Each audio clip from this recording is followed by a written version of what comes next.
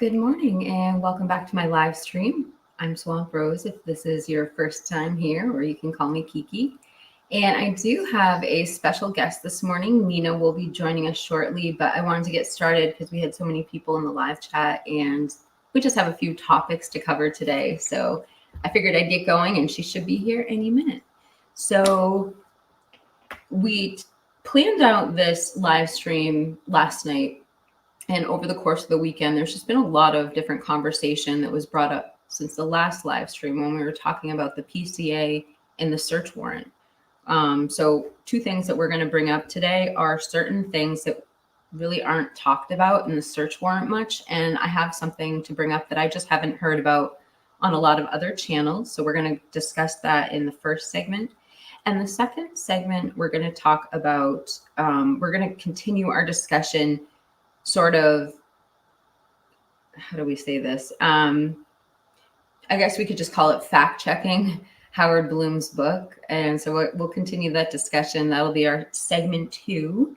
And then we're also going to start talking about the PCA because we had a really interesting conversation about that in the last live stream. And I was going to just bring some receipts to the table regarding basically that, just to get the gist of what we're talking about in the PCA.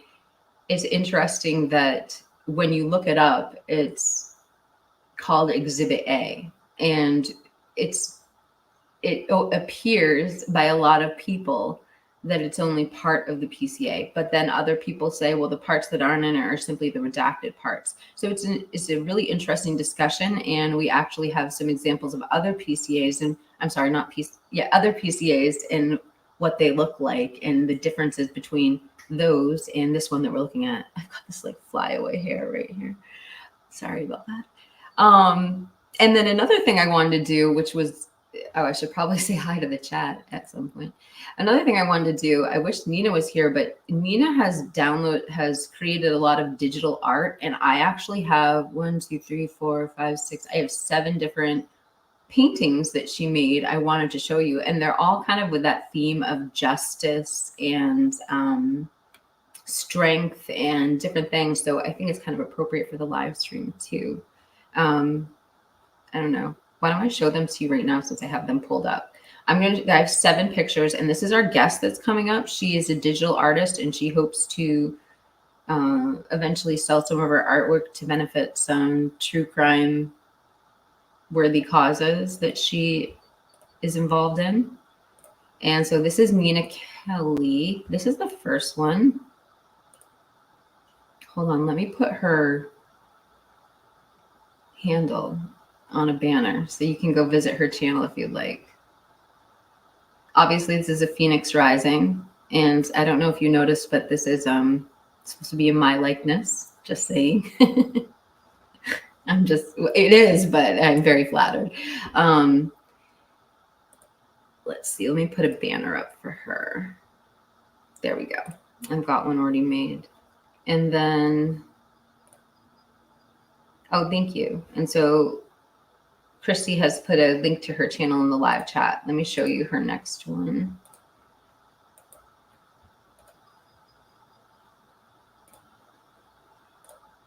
Lady Justice. I love this digital art. It's so beautiful. I'm an artist. I do a different type of art, but I'm just always so impressed because it takes so much time and so much attention to detail to make a digital painting like that look so cohesive and beautiful. Hold on, let me get another one up.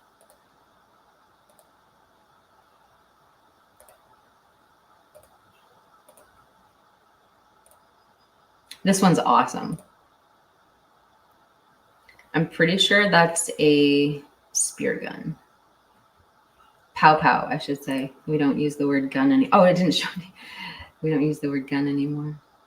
Yeah, right.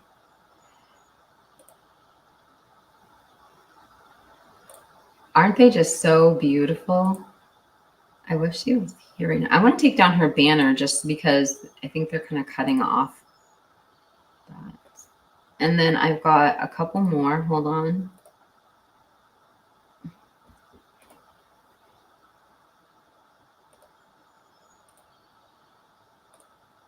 Oh, this one's really cute. This one is a wolf one. I wonder if I can zoom in on that. Let me see if you can see that. Oh, it doesn't like magnify it on your screen. Let me try something else.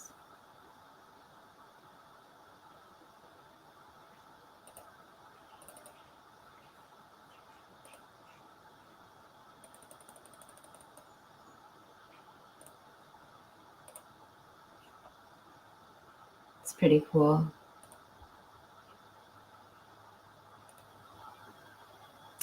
Sirius Black says, Christy is so good. I just love her. As soon as I met her, I knew she was special. Same as Miss Rose. Thank you so much. They got the same special. I love her name, Kiki. So cute. Thank you.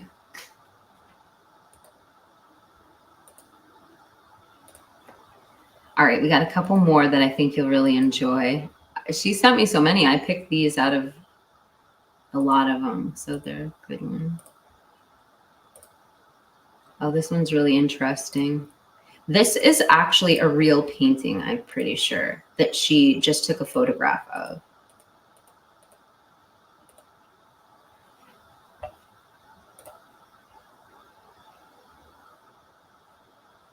And I think I have two more. Hold on.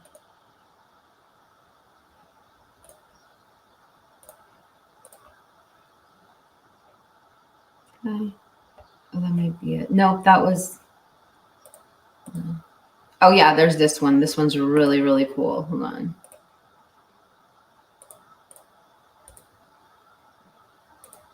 This is the grand finale, you guys.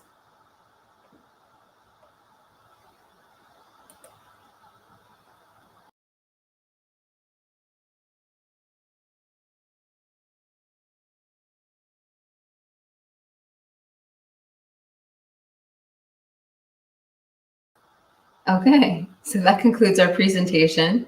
Again, let's encourage Nina to come on because I love having her insight. And I actually, I could actually probably make it an open panel if I wanted.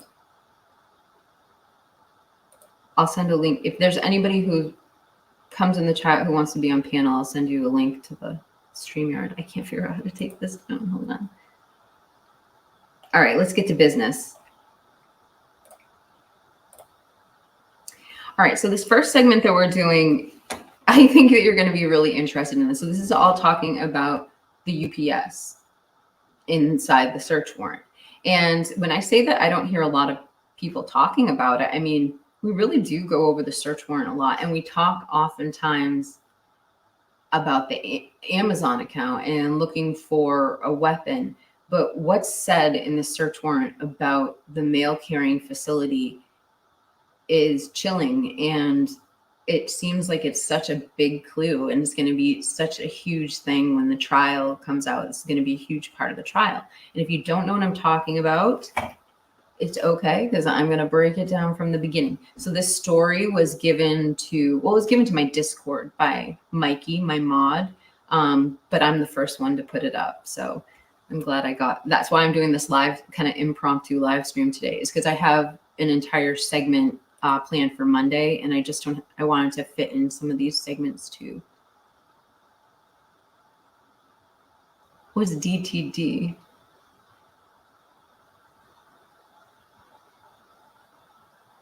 Hold on a second.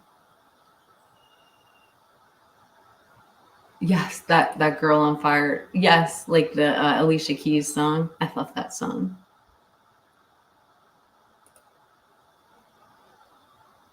All right, so I'm going to bring up this first soundbite.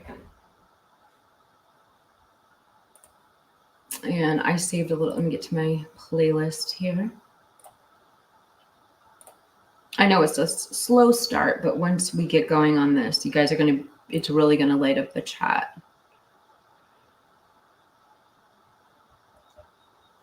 All right, let me share my screen with you.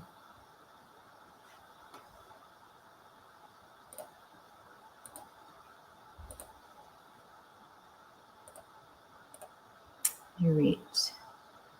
So there's actually 2 sound bites in here I want to show you, but the one we're focusing on right now is only about 20 seconds long. And what you're listening for is there's just this little gleaming of what's in the Gonzalez's head, what's been fed to them to show, okay, we're making progress.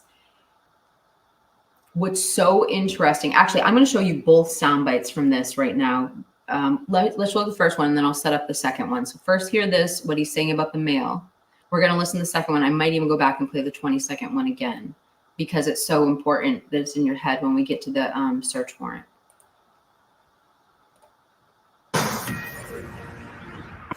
Good evening, America, and welcome to this. Wow, that's loud.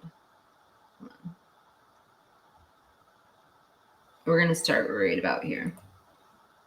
Be accurate. We don't want to sell anyone out. About 3 o'clock on Thursday. And did y'all get an update from the police about the investigation? There was nothing. We have no updates for you. There was no update. They needed me to sign a waiver form so that they could investigate something. Some mail. That was mail related. So we're working with them. We're not selling them out. We love our law support. The FBI, everybody that's here. We just have no information as family, and it gets tough day after day after day. I mean, every day you just wake up and think today's the day. We're going to hear something, and you see these, oh, there's a break in the case, and it'll just be something stupid. Okay, so we'll stop there. So it's at the very beginning. She said, just today we heard there's something mail related. And then you hear their attitude. So listen to what they say after this. I was only using this clip for that small 20-minute spot, but I was listening to the whole 10-minute segment today, and just a few things popped out to me, particularly this, because not only at the same time that they're stressing that they're obtaining a search warrant for something mail related that the Gonzalez had to give some sort of waiver on, but afterwards they're stating how they're not posting reward money and looking for leads.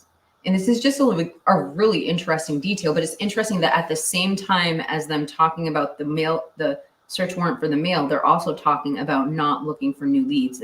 So let's listen to this really interesting blurb from Steve. I'm going to play this for a full 4 minutes. We're going to go back to the mail thing though, but before I bring it up to the search warrant.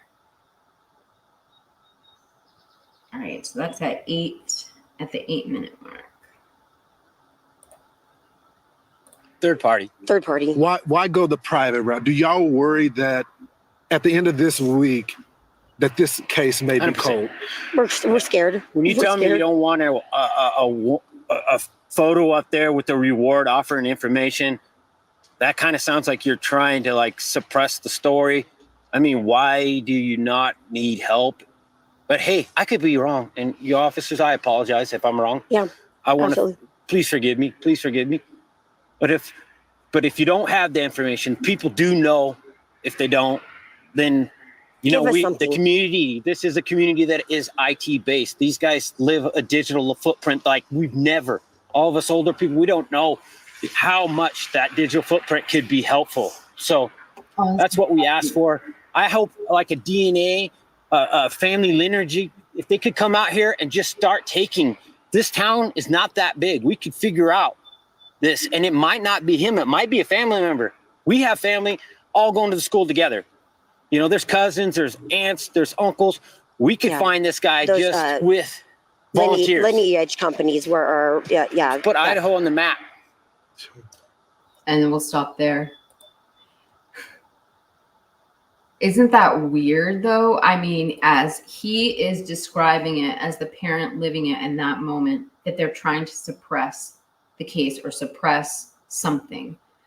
What was that all about? I mean, in what circumstance in a homicide do you not welcome or reward money for tips?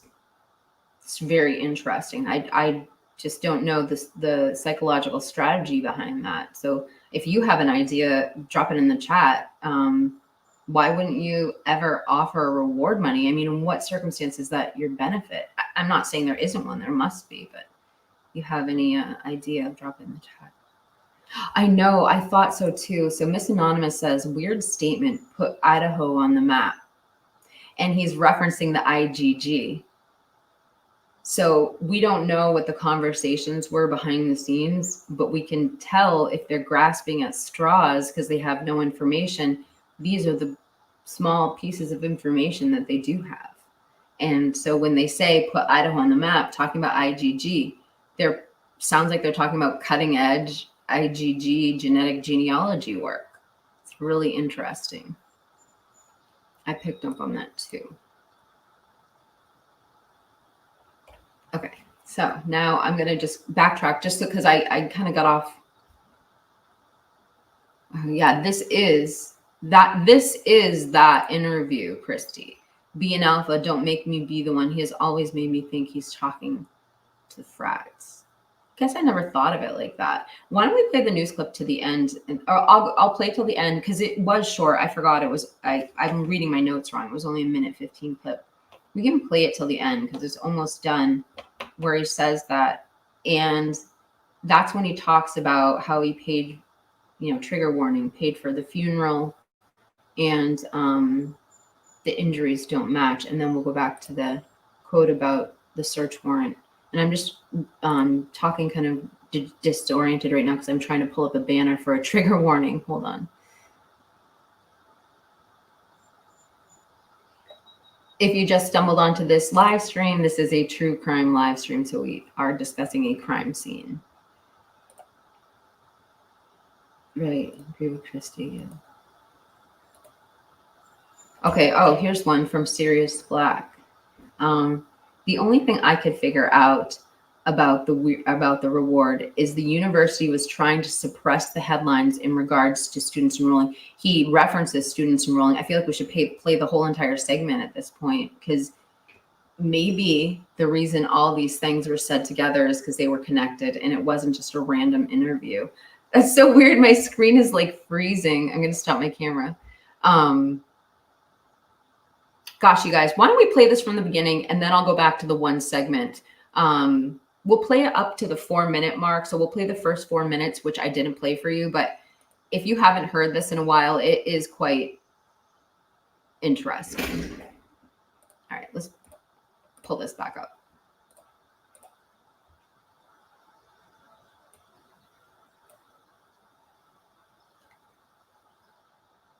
Okay, we'll go back to the statement about the alpha that comes up right here. We'll finish playing that part we were just watching, and then I'll go back to the beginning for the first 4 minutes you haven't. So that's what we asked for.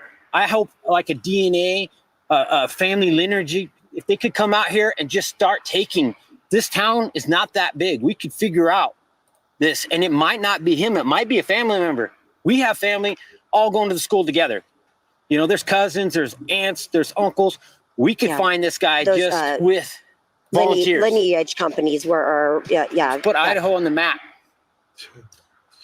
Christy, Steve, we're going to stay on this case. Thank you. We're not going anywhere. Thank you. You guys have been candid with us. We'll keep asking questions.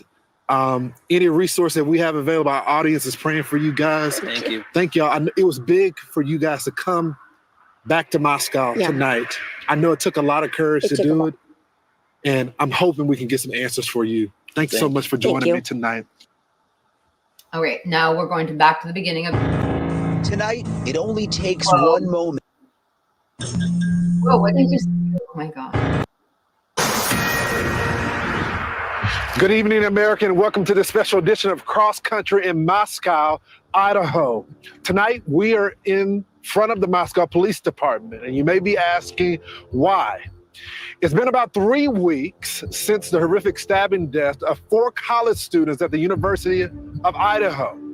3 weeks since we lost Zayna, Maddie, Kaylee, and Ethan. 3 weeks, and still the police have no suspect or person of interest. The community has been left in limbo, left with more confusion and more questions. We are on the hunt for answers for them. Moscow deserves answers. The students of the university deserve answers. These 4 young innocent victims deserve answers, and so do their families. So let's start there. Joining me now on set, the parents of Kaylee Gonzalez, Christy and Steve Gonzalez. Thank y'all so much for being with me. You guys have been so transparent and strong for the public. Christy, you called the person that did this the boogeyman. Yeah. What did you mean by that? It's literally like what nightmares are made of. Like when you're a little kid and you think of the boogeyman, that's just how I feel. Like that's just the horrific details of everything.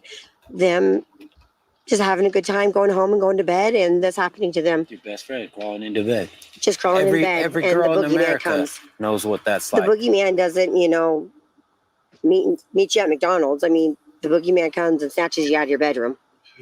Steve, we've been talking.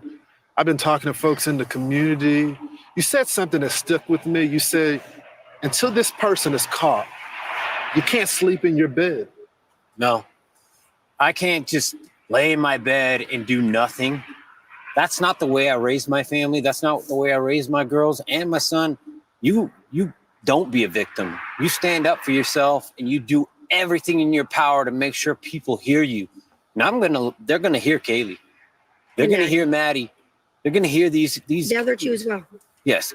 I'm careful saying anything about them because I need to be careful because I can't speak on somebody else's child. But these two girls, I'm not trying to be a glory hound, but these two girls, I'm going to do what I can do. And we're not being victims. We're going to fight. We're going to figure out how to make sure that we hold everybody, accountable, and we keep eyes and attention on this and get this thing resolved. Steve, you have made it very clear to our audience that you are supportive of law enforcement.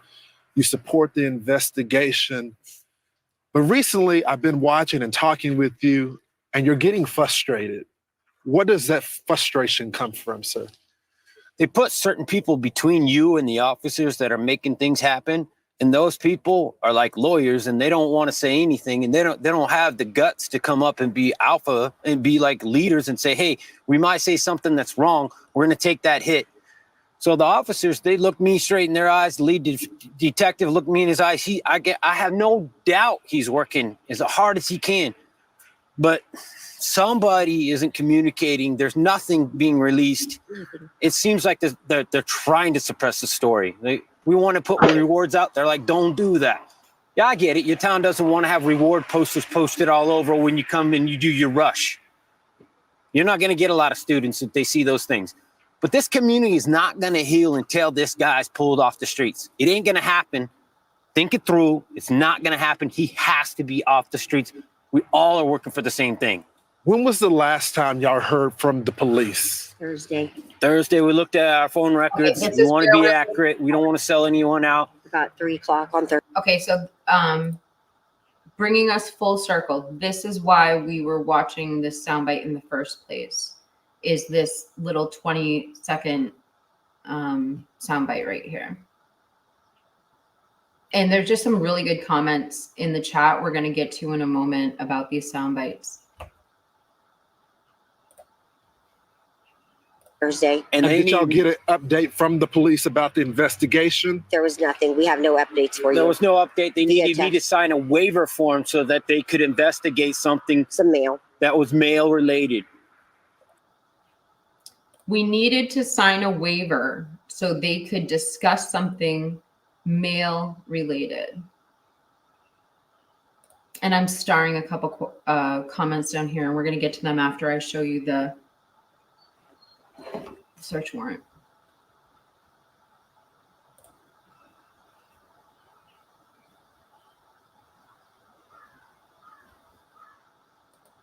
Maybe you guys can hear the crow. Oh my goodness. You guys, I'm going to have to go get this off of Discord. Hold on. Because for some reason, my links to, you guys don't need to hear it, but the links aren't, it's not letting me follow the link. Give me 1 second. I'll try to make small talk while I'm doing that. But I hope everyone's having a great weekend. And while I'm looking this up in Discord, I'm just going to tell you a couple quick things. Number one, if you could please hit that like button, I would greatly appreciate it, because every time that somebody in the chat hits that like button, it puts the live stream in front of another person. And so that way it really helps me. It's a free way you can support my channel. And so I just, if you could hit that like button, I'd really appreciate it. The other thing too is we have a couple shout outs today. We have someone here from the UK. We have Christy here from Northern Pennsylvania. And if I'm coming to you from sunny Cape Cod. And so if you want to drop your city in the chat, let's give it a shout out. And with that said, I've got the document pulled up.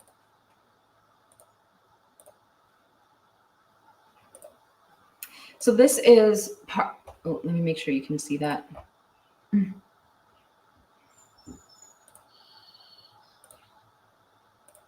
I don't know where it is. Hold on.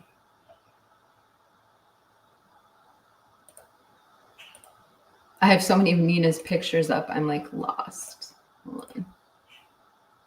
Oh, there it is. Okay. So there are two things inside this search warrant that are so interesting. And I don't know if you've ever looked at this with intensity, or if it maybe was something like me that you passed by. So apparently it says page 12 of the search warrant. And again, Mikey gave this to me, Mikey S. Please give him a thank you if you see him in the chat or in the comments below. So I'm gonna read the whole thing. So it says, to any peace officer authorized to enforce or insist in enforcing any law of the state of Idaho, Brett Payne, having given me proof upon oath this day showing probable cause on the grounds of issuing a search warrant and probable cause to believe that the property referred to and brought in or upon said premises consists of information related to the crime of homicide, to include any and all video that is recorded and stored on any delivery trucks that were in Moscow, Idaho between the dates of November 6, 2022 and November 14, 2022, located in or upon the following description premises: United States United Parcel Service, UPS, search warrant, and it's signed. What's so interesting, you guys, is it's not just the video footage from UPS. They literally say before that, they preface this part of the search warrant by saying, premises consists of information related to the crime of homicide. Like, what? I mean,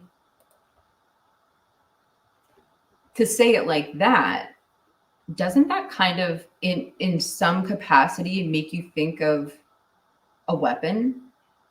Or like what part of this crime would involve a shipment of something? What could it be? Like, what part of this crime could involve a shipment, especially if the defense attorney has been up on the stand numerous times saying there's no connection between the victims and the perpetrator, the alleged killer. So we're not talking about maybe him sending something to them, because it would have been a connection that AT would have spoke on the stand. Like, what could it be? And why at the post office? Maybe this is what came to my mind is, when you're expecting some sort of package from UPS, if it's heavy, awkward, or if they're scared of putting it on your porch, they will hold the package and call you to tell you to pick it up. Could it be that my screen is glitching so bad? Let me turn off my camera. Could it be that this is just one of those packages? Maybe it was fragile, delicate, maybe because you had to be over 18 to purchase something like that. Like, if it could be the weapon, maybe that's why it had to go to the facility, and they're looking for footage of the person picking up that package because they know that package. I mean, they obtained search warrants from Amazon, not just for BK. They obtained search warrants from Amazon to find out who purchased a K-bar at all, that model K-bar. So maybe somehow whoever purchased it was able to do that not anonymously, and they needed the video of them picking up that package. That's kind of what's ringing true to me. But again, I'm thinking in terms of a weapon. What else could it be? I've got more too. Hold on. Let me just see what the chat has to say.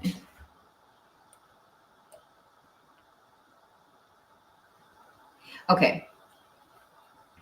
Miss Anonymous says, It sounds like they are looking for his car on surveillance cameras. Okay, and I am definitely, that is a great thought. And actually, I haven't maybe taken that into enough consideration. It could be footage of the car. The only thing, and I'm going to show the search warrant again. The only thing is this line up here. Let me see if I can. I don't know if you can see my cursor. Let me try that again. So right up here, that's highlighted by Mikey, established on the grounds for issuing a search warrant, probably believed that the property referred to and brought upon said premises consists of information related to the crime of homicide. I don't know why they would have emphasized that crime of homicide.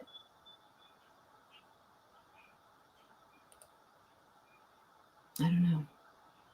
Maybe it's worth it to go back and look at the probable cause affidavit and see, you know, when they talk about those 12 times where the car was seen before the crime, maybe some of those dates or locations match up. Hey, Dee Dee, I feel like it's been a little while since you've been in the chat. Hope you're doing good. And Teresa. There were a couple comments I wanted to get to while we're talking about that. At first, I was thinking DNA-wise, not legit male. I know. When you hear,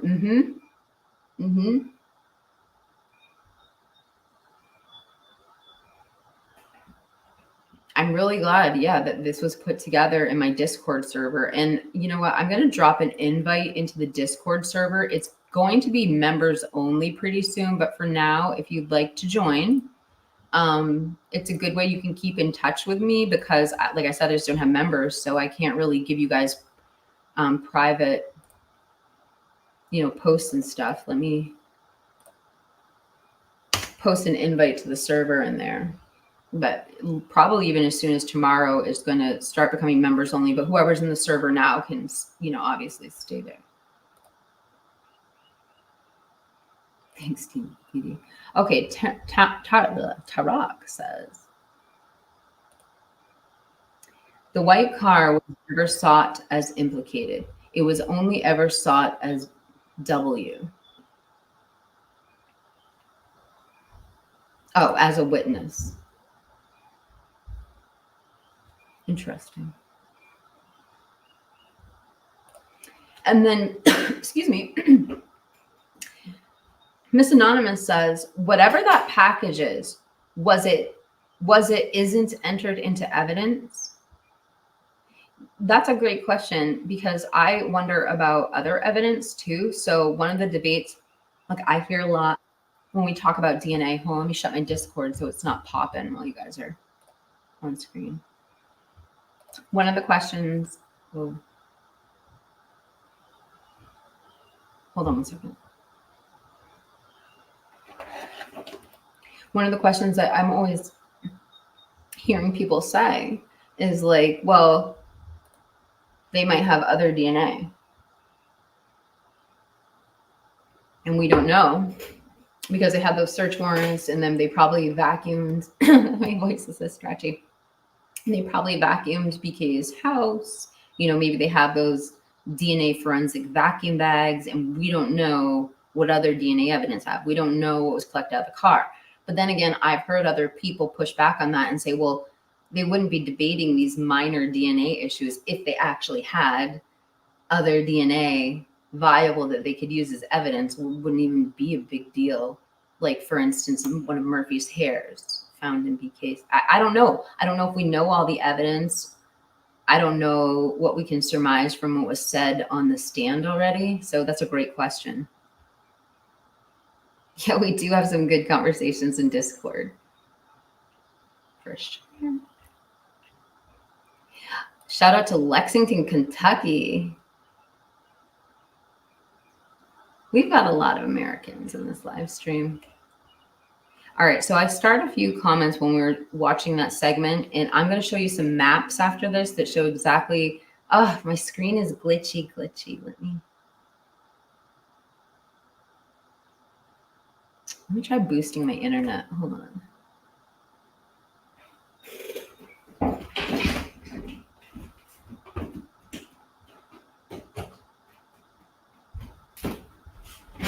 Okay, that might work better. So shout out to Lexington, Kentucky. Drop your city in the chat. Let's give it a shout out. Sirius Black says, I can understand that. I have always thought about the method of the unalivings. And we're going back to the soundbite and Steve talking about these being two different styles of unaliving at the crime scene. It was a difficult, obviously that's why we have the trigger warning up. I have always thought about the method of the unalivings, and it lines up with someone who has had behavioral issues in the past and issues with women. I could be wrong, of course. That's really interesting because I was just reading an article by Dr. Kathleen Ramsland, and it was talking about Dennis Rader, and they're also talking about serial killer. I'm sorry, I'm not trying to group what we're looking at in with serial killers, but just talking about violent offenders and what was the word she used? Extreme offenders. That's the word, extreme offenders. Just talking about that. There's a difference when SA is involved and when it isn't involved. When SA is involved, it's almost always a extreme offender who has suffered trauma in the past. When SA isn't involved, there's almost no common denominator between all of these extreme offenders. And if you were to kick it up a notch and say spree or serial unaliver, there really isn't a connection between all of these. The one thing is when there's SA involved, there's almost always trauma involved from the perpetrator as a child. And so all I'm getting at with that comment that Sirius Black just made is we can surmise a little bit about the profile of the unaliver by the actual methodology in which they killed. And I know that we know the victims were an SA, but there are people who believe that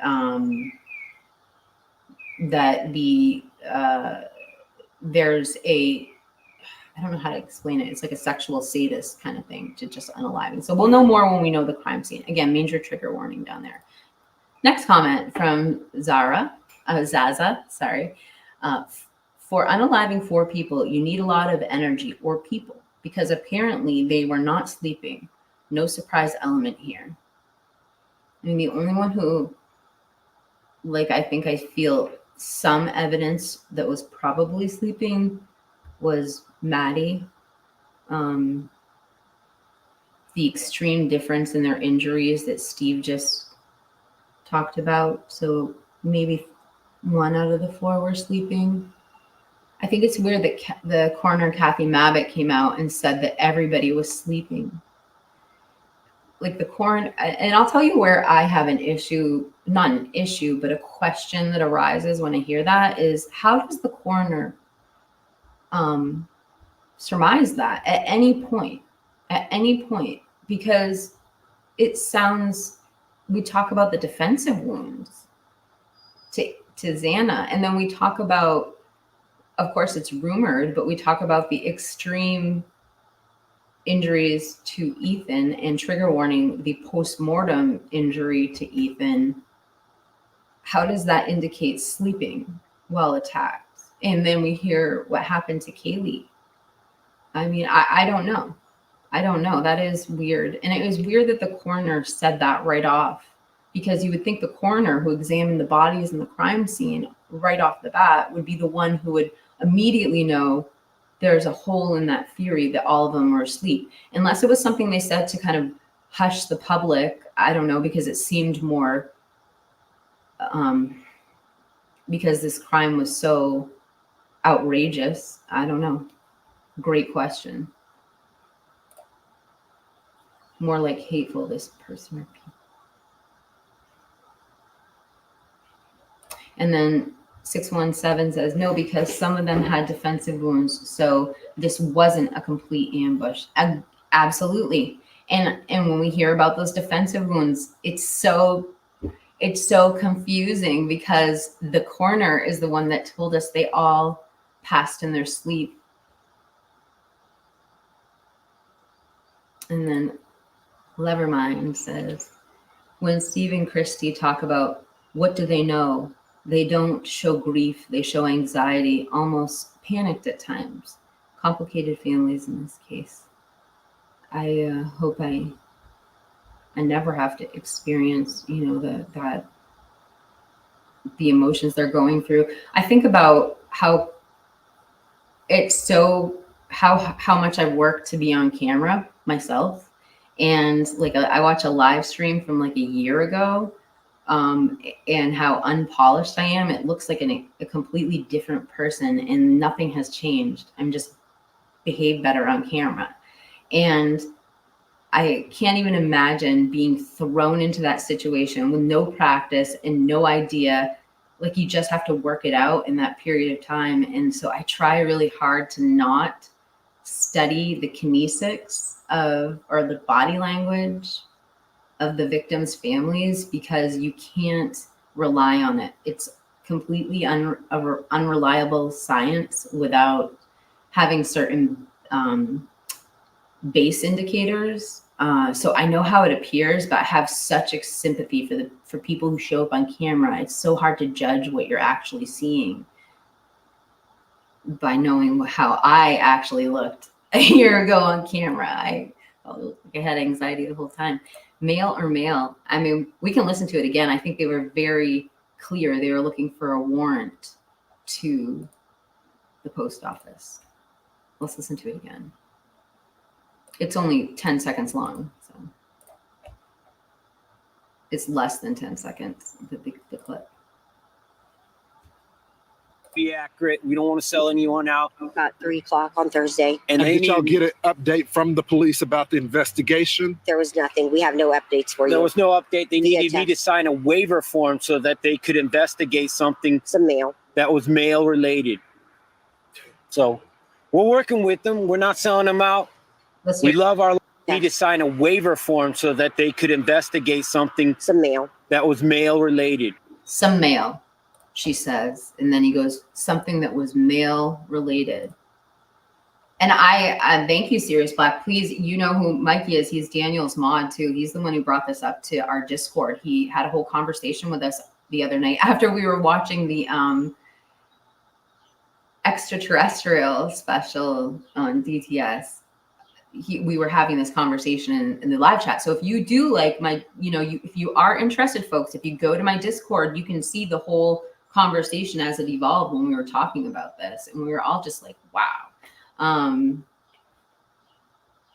Yeah. Let me show you guys some maps.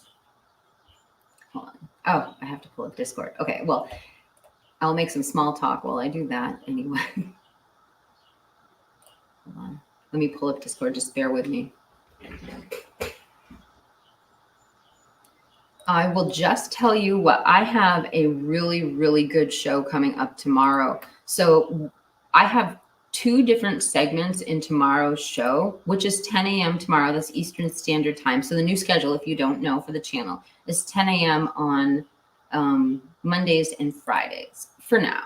And then, of course, I'll do other live streams with other creators on other dates. But the reason I have to get into a schedule is because I actually have another platform I'm live streaming on, which is I was an Amazon associate for a long time, but they have offered me an Amazon influencer account. So I will be live streaming on that. Okay, I've got the map. I can stop the small talk. But so I will be live streaming on Amazon a couple days a week. And if it works out, I'll include some of those live streams maybe for my members here on YouTube as well. This week we are talking, just so you know, if you are interested, I'll link it in my Discord. This week I am reviewing vlogging equipment. Some of it you can see in the back right there is my tripod, my 7-foot tripod, and my background drapes. But I'm reviewing everything from some of the best vlogging cameras and microphones, stuff that I use, and demonstrating it.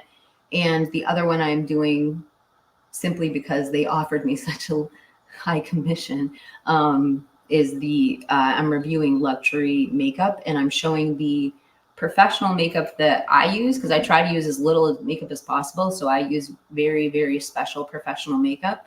And so I'm going to do like a demonstration of how I do it. And I'm not going to use any filters or digital Botox or anything. It's going to be like me. I'm going to take all my makeup off and just show you how I put it on for the camera, because I was asked to. And so if you're interested in that, again, join my Discord and I will link it in there. It's not going to be on YouTube or X, probably.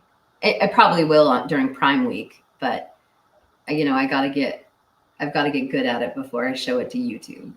So, and I'll link my store. I'm still in training for the influencer program, so I'll link my store once I'm done with the training on my YouTube channel. So with that said, sorry, I just had to make small talk while we were doing that. So let me show you this map.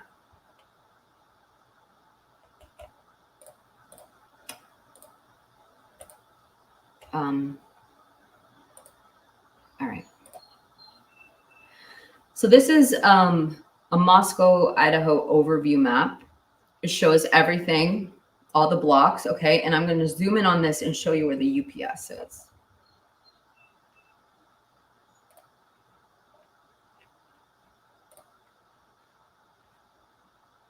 Make sure you can see that.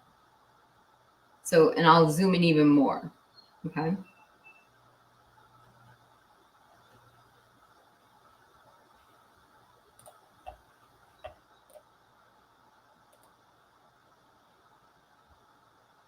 So this is what they were talking about. So so when they talk about in the search warrant, so see that location right there. Let me bring the search warrant up again and show you again what it says, because it kind of says exactly what it's looking for.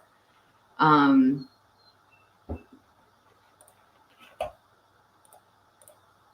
here at the bottom, it says location in, so not just the cameras outside. It says camera footage from in or upon the following described premise. United States Postal Service. So this is the hub. And if it's in or upon, I'm assuming, and again, I'm going to change my banner to speculation. Hold on. I'm assuming they're talking about somebody coming in and picking something up, because they would have gotten the notification. The date range that they say is the 6th through the 14th. So it sounds like they must have given the notification on the 6th and they wanted to just wait around to see who came in for it. I don't know.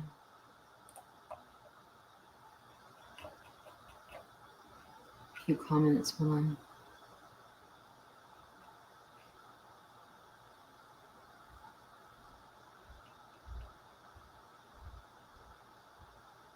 All right, so I'm going to go up to some of these larger. I was just seeing if there was anything about the UPS. Hold on. I actually thought that too. Say it louder for the people in the back, please. Yeah. I mean, if we're going to bring up alternative theories or defensive strategies, yeah, that's something we could be looking at too, because it's so hard to think of any other motive than a psychopath. I'm going to put up this comment. Mikey S is awesome. I am really glad I found you on DTS. Is Mikey S here? I don't think he's probably awake yet. Let's not bug him. And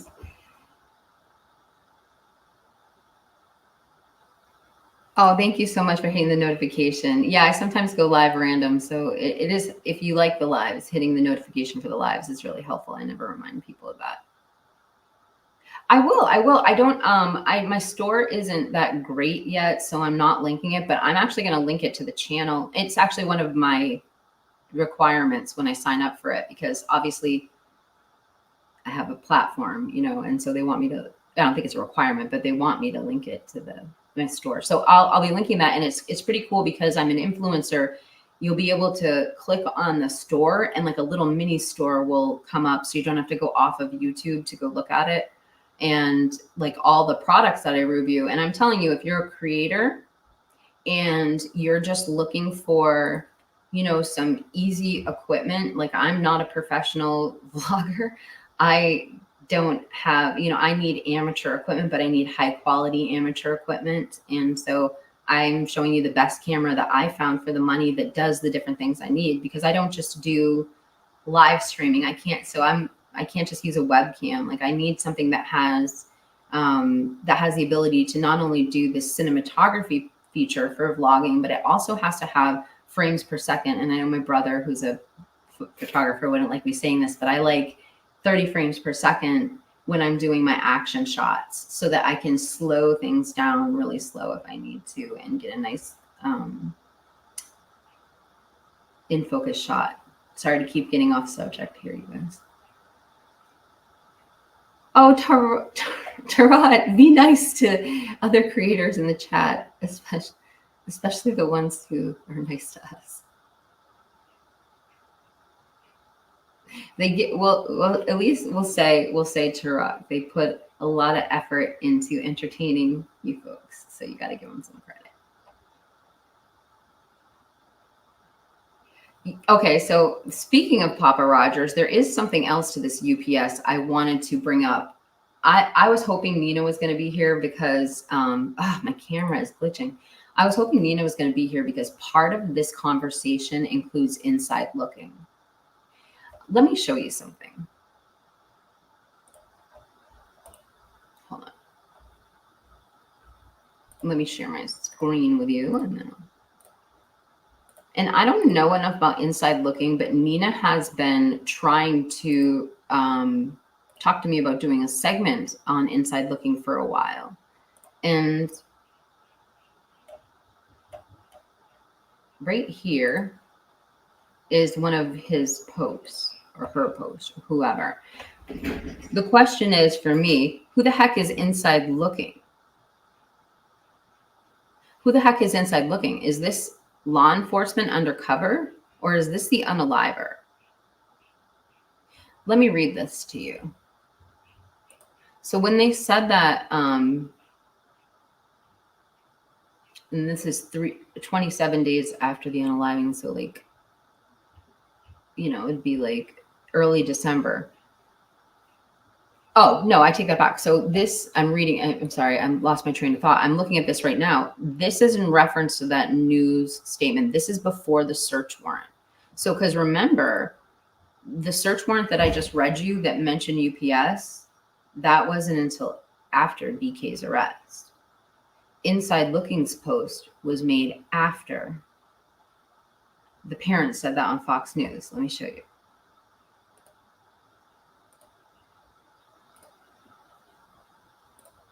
I like look at I see myself in the camera, and I can just hear my mother yelling down from heaven for me to sit up straight. All right. So the question to Inside Looking was, Kay's parents signed waivers for PD to investigate something male related. And this is in the Reddit Idaho Murders forum. Inside Looking says, more than you think. And then they say to him, hoodie guy and the driver. And Inside Looking says, they are not involved in the murders. And then they say some interesting reports from recent Moscow police log. And Inside Looking says, not connected. So is this someone being a know-it-all, or is this someone with inside information that just nailed it? Maybe they have former law enforcement capabilities and they saw something about those leads that just didn't add up and they shot them down. But how did they know that and get that right before we even had a suspect? The entire world was looking at hoodie guy.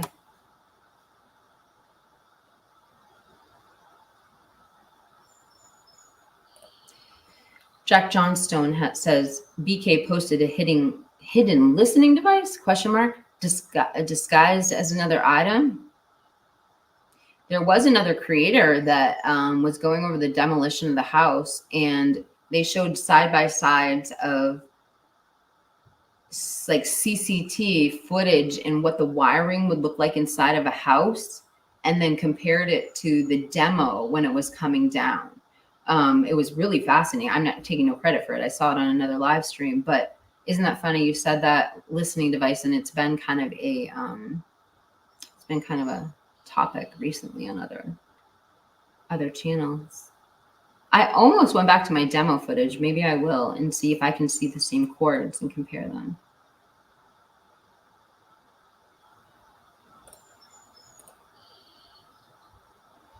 Oh, I see what. Okay, all right. I'll give you that.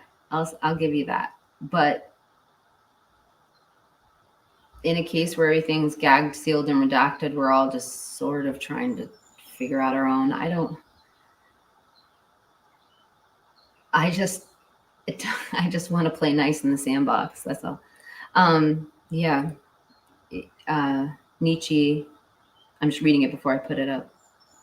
All right. So trigger warning. Xana's fingers were almost cut off, but yet Dylan has not heard that or screaming coming for fear as she helps her as she watches her boyfriend being alive.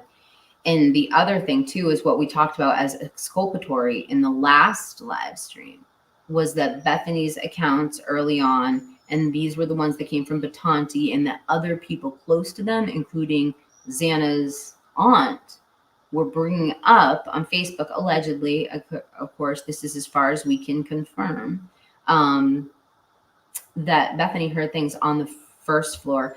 And other people who have lived in that house say that it's like nearly impossible to hear noises on the first floor. It would have had to have been something extremely intense. The other thing I will bring up, and again, I don't know, I've reached out to this creator. She has not gotten back to me, but there is a creator that Forensic Frenzy, and she says she has sources close to the case. And she decided to share what her sources told her the other day. And what she says that they told her is that Dylan was sleeping in her bed and she heard the commotion upstairs and she yelled from lying down in her bed, "Shut the F up." And the only thing that Kaylee could get out was, "There's someone here." And it was screamed, and that's why she said she thought it was from Kaylee. And then in response, the perpetrator yelled, "It's okay, I'm here to help." Yelled that down to Dylan, and then allegedly came back down the stairs to find out who yelled that, and that's where he found Ethan and Xana. And again, I don't know. I reached out to the creator to find out more, maybe even see if she wanted to come on the show. But I thought that was interesting, and it actually finally kind of put the pieces together in my head how it could have played out in that yelling back and forth that sounds so like such an odd and forced interaction. Of course, who would ever think that something like this is going on in your house? You know, Hopscotch Champion says, "Oh, I only saw the warrant about the cameras and the trucks delivering to Moscow." Yeah, that's what I'm saying. Not just the cameras on the outside, in the facility, in and on the facility. So that's in and on the exterior.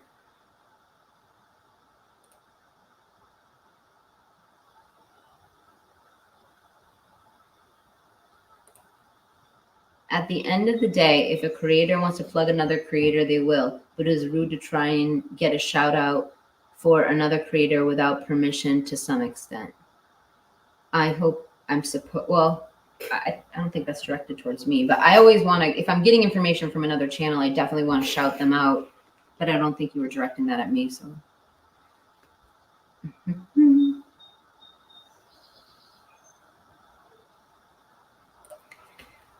Tarot says, "Still surprised that no one has analyzed Jovi's phone yet.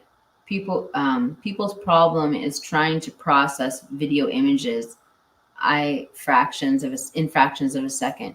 You need a fast brain. I would love to show you what's in it. If you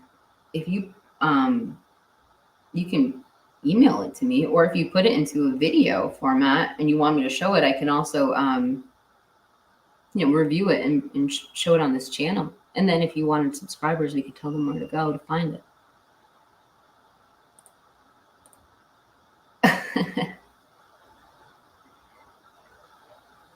Oh, okay. Yeah, seriously.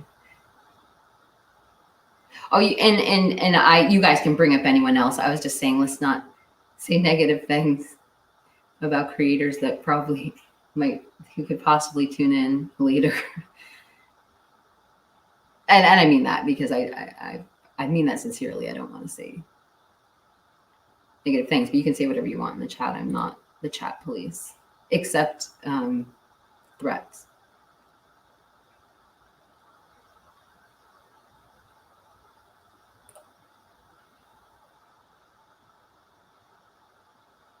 I think you're talking about the cables, and you say, I think it is inside X's room.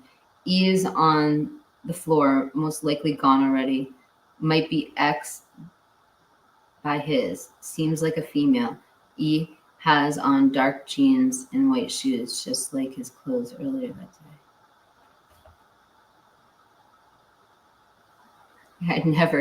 I never thought anyone was being disrespectful at all.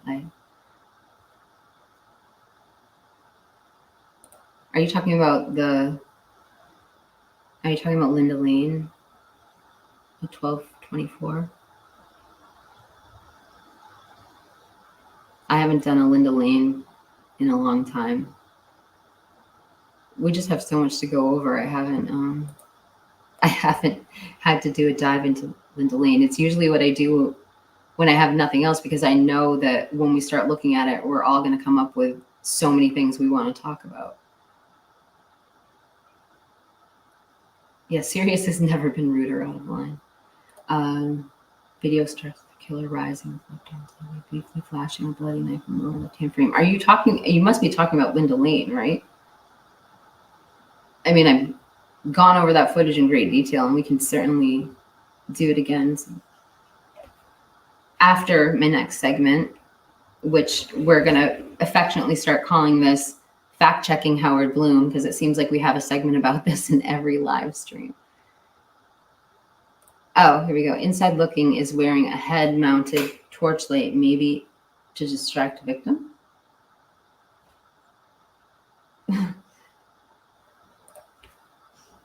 I'm thinking the lights were off. Cell phone flashlights were being used to blind the victims or hiding the killer's identity. That's actually a good point. That's like the only reason I could see someone bringing their cell phone with them into the crime scene. Oh, you haven't seen the 1224?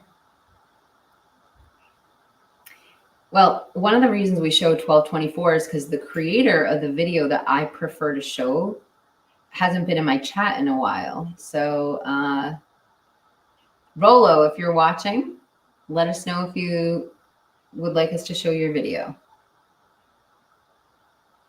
And I'll get that video to you, Sirius Black. I'll put it in Nina's server, so you can, or I don't know, you might be in my server. Join my server, and I'll put it in my server. Okay, the female by E's feet kind of looks like she is holding her phone up to her face using the flashlight to see that. We're at the grub truck now, I think. Oh, somebody clear this up for me. Anonymous says, why wouldn't they put his statement responding to Kaylee? They make it seem like in the PCA it was said to Xana. Interesting. That's a good point.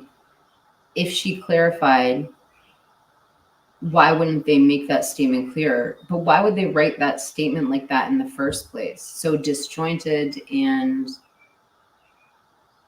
not a clear explanation why. I don't know. I don't know why they wrote the statement that way. It's a good point. Like usual. Anyone believes Kaylee's phone was never recovered? Whoever has it deleted the link in LinkedIn. Yeah, I know what you're saying, the LinkedIn account. Oh, the LinkedIn account. It just drives me crazy. So just to debrief everyone, what happened with Kaylee's LinkedIn account. Olivia, Kaylee's older sister, was driving from LA to Moscow, Rathdrum to see her family the night that Kaylee was killed. She had alarms set on her phone in case anything went live. My camera's like glitching out. Hold on. In case anything went live on Kaylee's phone. All of a sudden, her phone lit up. Kaylee's LinkedIn was live. Okay. Now, I will say, since then, several people have come out, including Olivia, and explained how it can look like you're live, but it just means you're available for chat. So that explains how all of a sudden, 12 hours after these bodies were discovered, one of the victims' LinkedIn account goes live. But here's the real kicker to this story. Right after it was made live, in no more than it took for Olivia to pull over to the side of the road, somebody went in and deleted Kaylee's LinkedIn account. And this happened right before midnight, or something like that, right after, like around 11:30 at night. And Kaylee was discovered dead 12 hours earlier. So who went into Kaylee's LinkedIn account and deleted it? Now, Olivia emailed the police, the Moscow PD, and said, what the heck, did you delete my account? And the Moscow PD said, no, that would be illegal for us to do. Now, the one thing I can add to the conversation, because I did speak to someone who is in school for criminal justice, which is 12 Gauge. You guys know 12. He's on the show a lot. We'll link him in the chat below. If you have a second, Christy, if you could send a link to 12's channel, that would be great. What 12 says is that by that point, like 12 hours later, it is completely feasible that the police were in that phone already. So it could have been the police going live into her account that made it go live. But then why was it deleted? And if it wasn't Moscow PD, I mean, the FBI was called a few hours after the incident. Would the FBI have got there? Like, Moscow PD said it wasn't them. Would it have been the FBI? I don't know. I'm just giving you more questions than I am answers.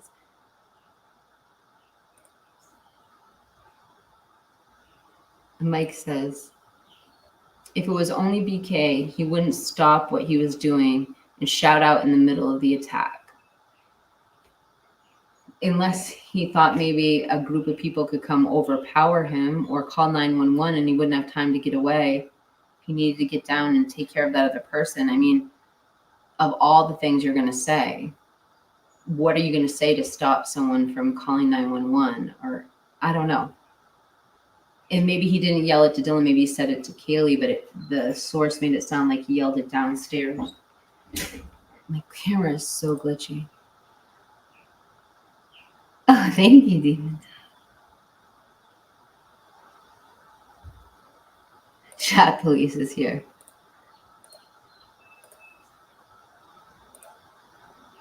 Yes. Christy keeps it classy in the chat. Yeah, and then Christy says, just to clarify, we were talking about Jovian's phone at the grub truck, but the knife, when you guys were saying the knife, you were talking about Linda Lane, I think at 12:24. You'll have to let me know.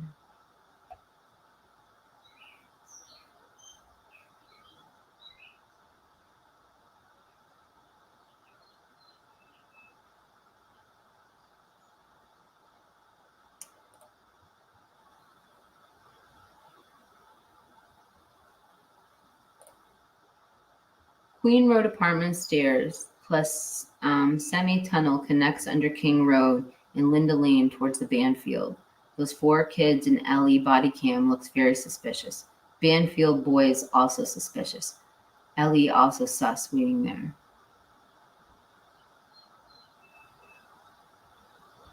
Yeah, the 4 runners. Hey, so I have a question for you about the runners. Please drop it in the chat if you know the answer to this question. So I was watching a video the other day and they showed 2 videos of the runners, and I thought there was only one because I had this whole conversation with Jeff and we're looking at the runners in where News Nation Bryan Enton went down and he did like a marker from the King Road home to like on the Banfield where they saw the runners and showing the exact direction they were coming from. But I was watching another video and there was another video of runners going the opposite direction towards the big apartment building right in front of the Banfield. And I'm like, oh, wait a second. Were these runners twice? This is my question for you. I thought about it and I'm like, okay, so how did I miss this? There are 2 videos of runners, but I think it was, I'll just tell you, I was watching Pavarotti's channel simply because everyone's recommending a video to me, but I had already heard him give this information before. We have a difference in our theories. But anyway,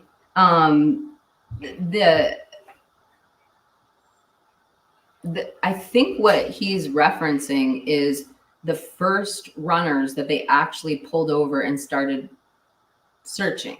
Because if you remember, there was the first runners that were running away from them, and then they pulled them back in and they were talking to them. But I could be wrong. If you saw 2 different incidences where anonymous or unidentified runners were in the Banfield video, let me know. But as far as I know, the first round of runners was stopped and talked to. The second round of runners that was coming away from the King Road house was never talked to, and it looked like they were going to the fraternities. It felt odd to me, because I really did think that first video we saw of the runners were the ones that they actually talked to, and the majority of the video is about. Would be interesting if the biggest kitchen knife in the house was missing, the big Michael Myers kind of knife. Y'all know what it is. And it kind of goes back to what AR was saying, is they were looking intensely through that kitchen. From his perspective, he says his guess is they were probably looking for another weapon, or there was another weapon there. And I thought the same thing as you, Tarot. What is the first thing you would think of if you're looking for a weapon? The cutting block in the kitchen.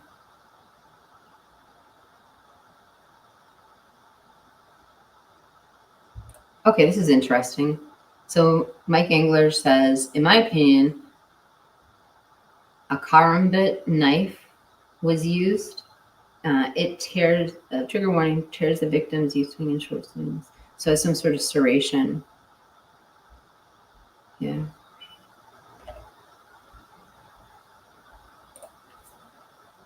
I am saying the knife flash I see on Jovi's phones, it looks like Michael Myers knife. I also said it was, okay. And then I also said the ISRGB pick in Xana's room is big ass knife as the guy's left hand. Okay. I didn't realize that the ISRGB pick was, or the pick in Xana's room was from ISRGB. I thought that it was posted from the Sigma Chi Facebook page. Nietzsche says, question about the grand jury. Would the FBI not have been there with the cast report as evidence? If so, why did Mowry on the day of the grand jury have to do the cast viz to show? I don't know. I mean, what I thought he was talking about was a court presentation.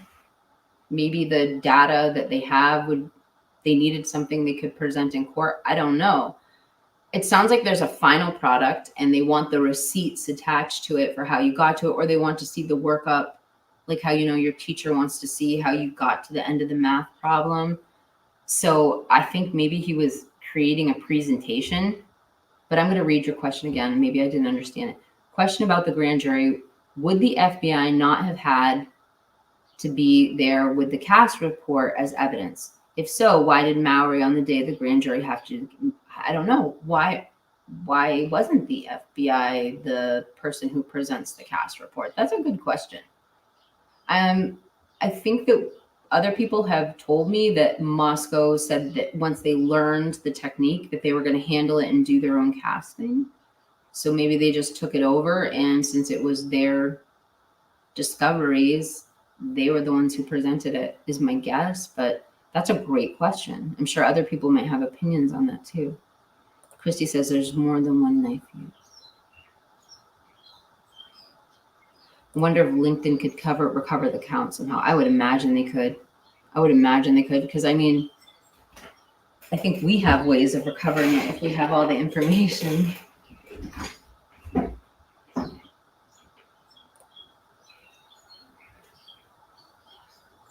we should get into that. I don't know if we'll have time today, but Jeff and I like have done a pretty deep dive on Jovi's phone. Jovi's phone at 1:58, right after the 1:56 Linda Lane screams, which is probably Ethan's gonna yelling for her. Do you all think that is a coincidence? That's an interesting point.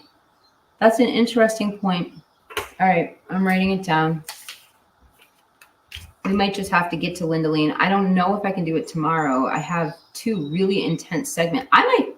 It depends if Jeff is going to show up. If Jeff, okay, I'll put it like this. If Jeff isn't showing up to do Maddie's jacket with me, then we'll do a Linda Lane subject. And I'm just writing down. So we have 1:58 to 1:56 screams, and that's the same timestamp as the grub truck knife photo.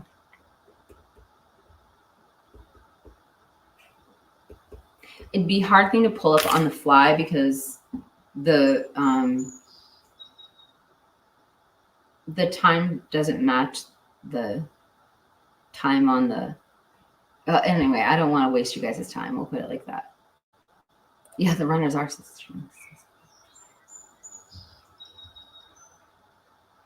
no such thing as coincidence.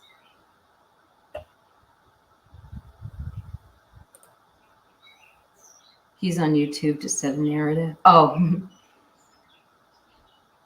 no comment.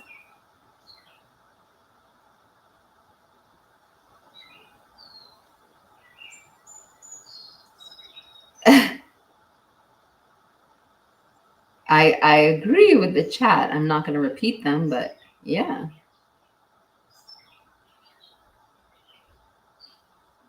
The 3 boys with mismatched clothes. I hear that over and over again. That they weren't wearing the right sized clothes.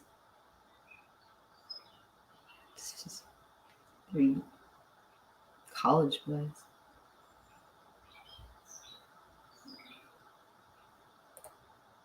With all the people partying that night, no one stopped at 11:22 to see. Very odd when 11:22 is a major party house. That's a good point. And then Miss Anonymous says, one had clothes too big, one had clothes too small, and sunglasses at 3 a.m. Yeah. And then I'm just on the same subject of like weird is if you guys remember the madman at the grub truck, and we were all trying to figure out what this lady was talking about, the madman, and it ended up she was talking about this guy that was walking around in a tank top and shorts. And I mean, you can see everyone. You got Maddie and Kaylee in oversized jackets, and people are wearing hats and scarves and mittens. One guy's in a freaking Charlie Brown sweater, and this guy comes out in a tank top and shorts. A lot of weird fashion that night, and it is something that obviously if you're investigating a homicide, that would stand out to you.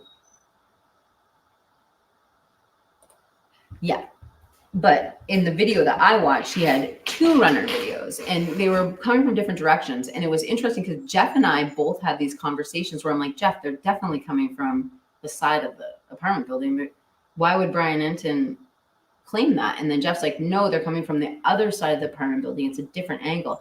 I think Jeff and I were looking at 2 different videos, and maybe that's what this creator stumbled onto. But the part that I don't want to say like push back, but the part that I would question or have questions about is, well, in that first video of them running, they found them right afterwards. They're talking to them. They caught up with them. They made them stop. You think, oh, hey, Angel D, nice to see you. Thank you.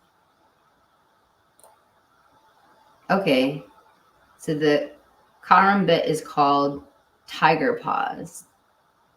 We'll have to look up a picture of that. I'll look it up right now, just because we're here. And then we'll move on to our fact-checking Howard Bloom segment afterwards. So we'll call it Karam bit. I think I know what knife it is, believe it or not.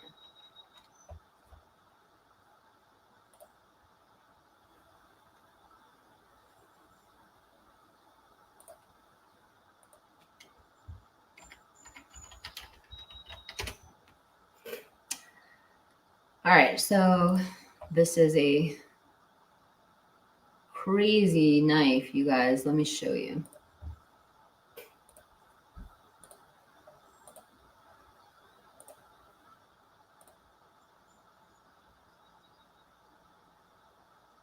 Oh, it's a terrifying knife to think of, to go to combat with somebody with. Find a portrait style picture I can pull up for you. This one will work.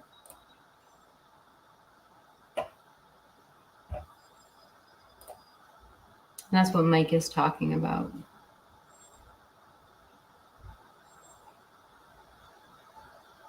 Okay. Zaza says, exactly. I suspect the first runners Ellie talked, and you can see them from the body cam, and they look very anxious. One has glasses, and one, Saeed, not sure, was with them. And then they say Saeed has bruises. So, I'm sorry, I'm saying his name wrong. Yeah. Thank you. You're just validating what I said. You can't say those runners, we don't know who they are, and they were on a mission. They literally were found within seconds and questioned. So I feel bad for somebody watching that video because they think that there's two different videos of random runners going on that night when it's not necessarily the case. There's a lot of confusion, and it does explain to me why Jeff and I were having that like confusion about what side of the building those runners were headed to and from. And it's probably because we were both thinking of two different footage. It made sense when I saw somebody put that together.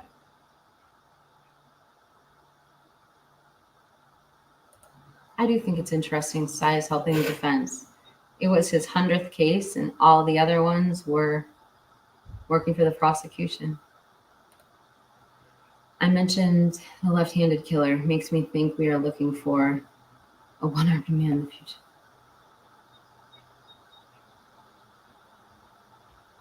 Yeah, you know, Zaza, I kind of thought the same thing. Like, how did the knife stay sharp enough to do all of this? They assume the knife.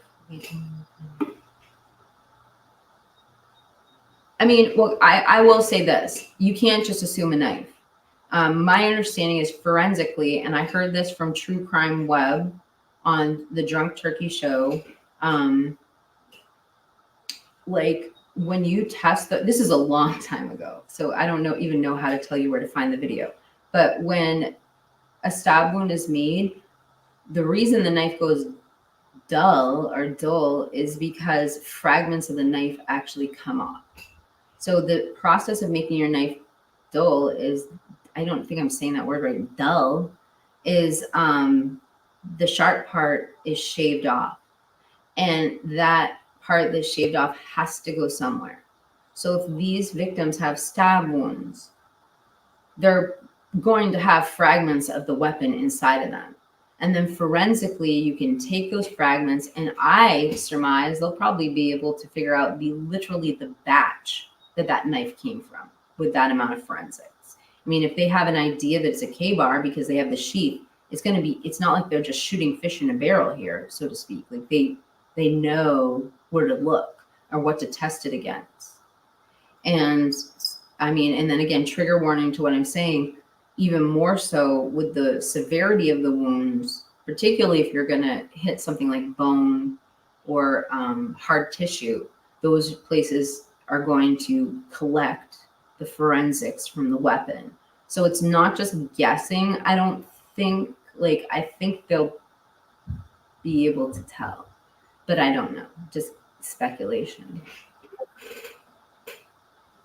I should probably turn Discord off. It's popping.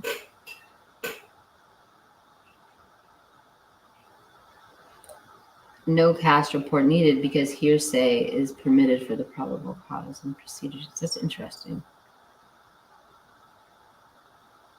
You know, I guess I didn't know that hearsay was included in probable cause. I wonder if hearsay is included in Supreme Court hearings.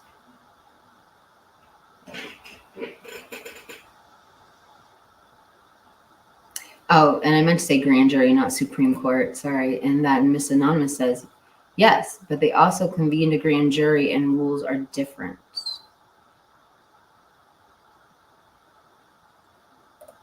Actually, Tarot says, actually, though, this makes more sense now. Killer with a GoPro and flashlight, not a phone in the right hand. Need your hands to fight. Yeah. Okay. Zaza says, yeah, Jeff's Linda Lane audio, it has so many voices than things going on. I even heard someone yelling, you murdered them, and then someone says, wait. I'd really like to know the timestamp, Zaza. Please drop it in the chat. And just so you know, the reason why Jeff's footage of Linda Lane has so much more than the originals that we saw in like Powder Puffs, or he got his off Equitas and Veritas, is because Jeff used professional photography or professional video processing equipment. So he did two things. He turned the volume up, but the problem with turning the volume up, if you or I would do it, is like a little noise would be amplified so loud it would hurt our ears just to hear the quiet noises. So he uses some sort of suppression software. So it basically recognizes the big spikes and brings everything to the same level. So that's why Jeff's footage is so good. And it doesn't mean that it's been altered, it's been enhanced. And it, so if you trust Jeff, you can obviously trust that. But I think one of the reasons why we do put a lot of faith into the audio is the video that Jeff has done matching the audio on Banfield to the audio at Linda Lane. So if you don't recall, what they do is there's this incident where there are two quick horn beeps, and it sounds like somebody may be hitting their key fob or whatever. You can hear those same two horn beeps on Linda Lane, and they are off by like a minute or so, but that's one of the noises they've used to verify the audio. Just to give you guys why we put some, faith into Linda Lane, even though it's like the sketchiest origins of everything on the planet. Just kidding. Oh, Mike, thanks for being here. I feel like I'm surrounded by mics.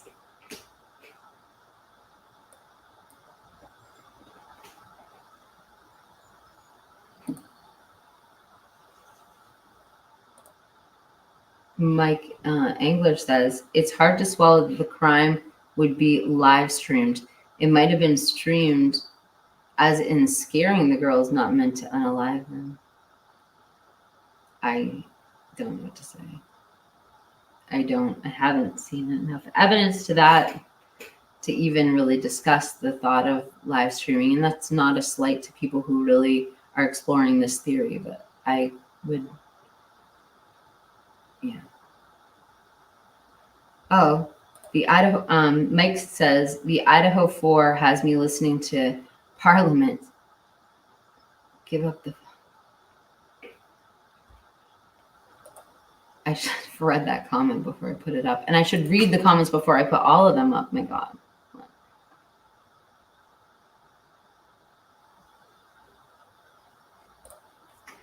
So back to this 155 to 158 timestamp.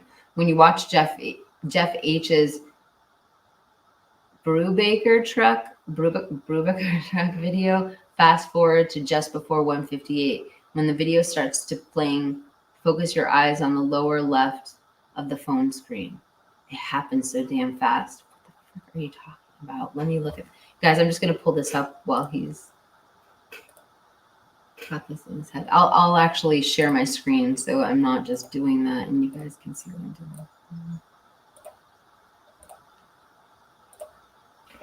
And then we're going to get to fact checking Howard Bloom.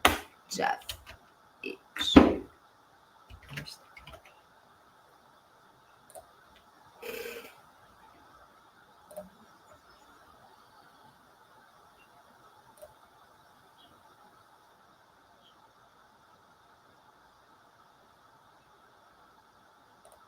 I don't see it.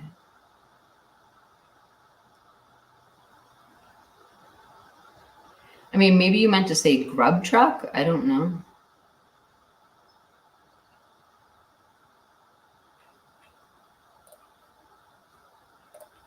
Yep, slide down more. Excellent, that's a good spot. What would you like? Coke, Zero, root beer, Sprite. He said Coke. Oh, I'm assuming you guys can see that. Yeah. Okay. Brother, do you want tacos? I got you. Dude, loser. It's like hands are the way. All right, do you want magic? I'm literally so sure. All right, that's it. Okay. Two drinks. And 2 drinks? Yeah. Okay, we're gonna pause it there. Let me just read the comments again. All right. At 1:58. Oh, it's at 1:58 a.m. Okay, let me get to a different timestamp. I was at 1:58 on the video. So it's going to be way down here. Hold on. We're almost there. 1:59, 1:58. Let's go a little bit further. We'll go to 1:57:38. So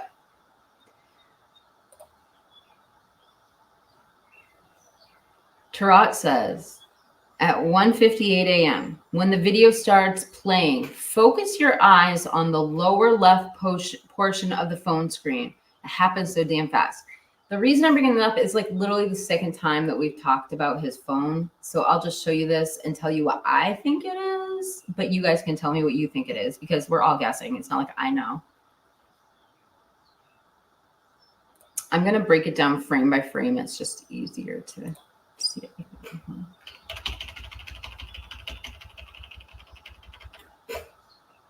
Again, we are lower left of the phone screen.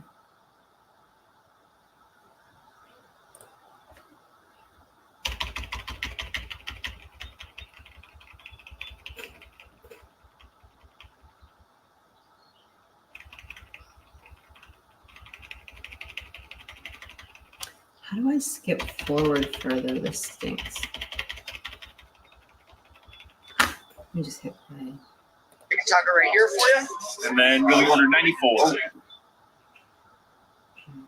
No, that's too damn bad. Okay, here we go.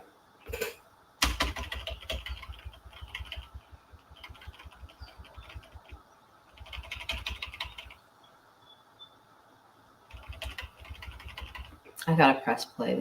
Thank you.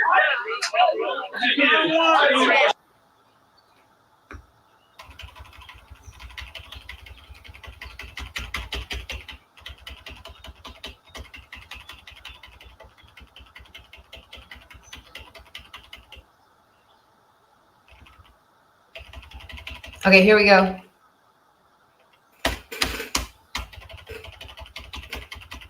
All right, let me take the closed captioning down because that's not helping.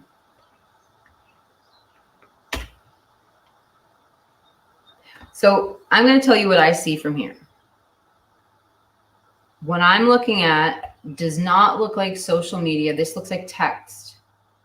It looks like we're looking at his text screen and this guy. Oh, you can't see my cursor. And this guy. And then I'll play it through and then I'll tell you what I think it is. Okay, so you can see there's a close-up on obviously the right side of the screen here.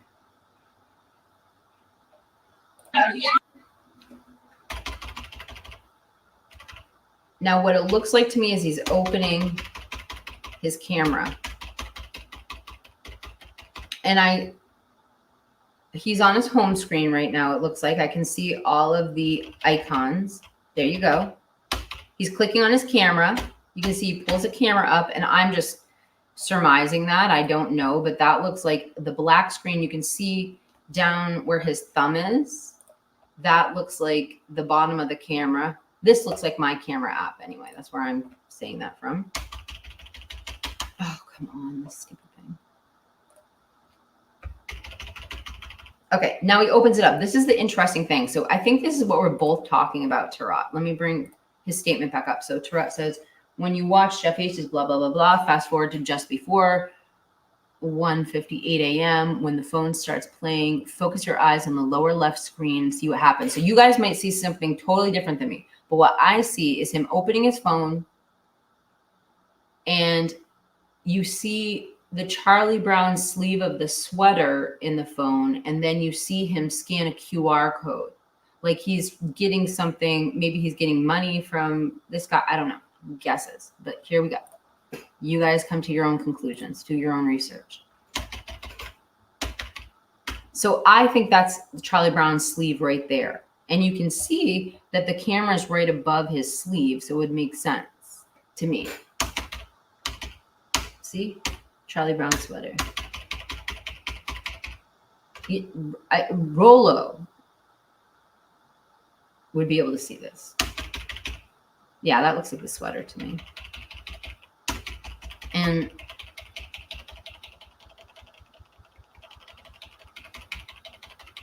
oh, it takes so darn long.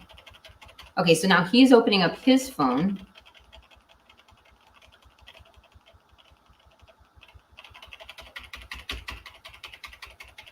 Good grief.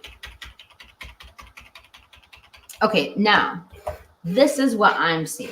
There's the QR code in Charlie Brown's hand, and that is probably him pressing scan QR code. You can't just, I mean, it's easy. So it's the behavior of their cameras that I'm thinking QR code, because it looks like he's offering up the QR code to him and the other guy's scanning it.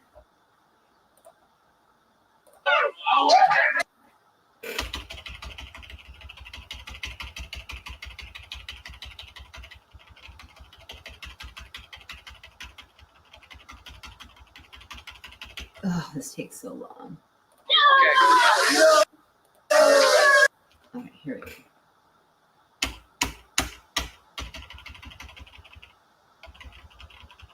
Touching phone. Yep, look at that right there. He's pointing his camera at the other guy's phone. So if they were sharing a live stream, why would you ever twist your phones around, lay one out, and then...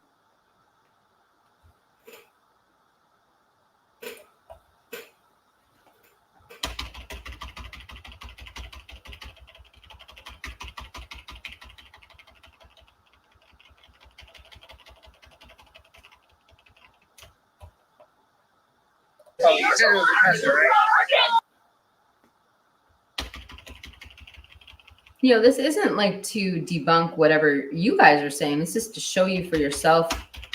We'll all look at it and talk about it together. That looks like me. Okay, so what it looked like to me was maybe a Venmo receipt. And then he slipped it down from his notifications because it was a box right in the middle. It looked like a notification. So.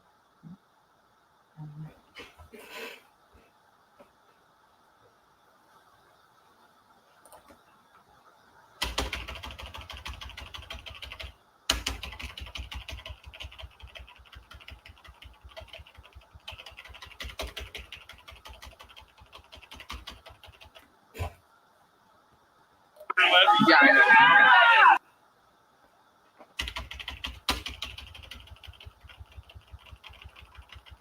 Oh, look at her. They're whatever they're sharing, they're doing it with her too. I never saw that before.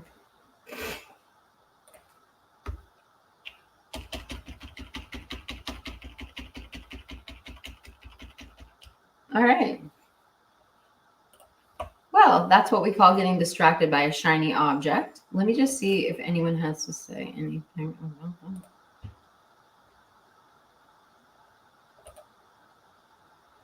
Only because I'm sure I heard the AT&T report was not used, and I don't think... Okay, so this is back to casting in the grand jury, where Nietzsche says, only because I'm sure I heard AT&T report was not used, and I think that is why Oh, I thought I saw Nina.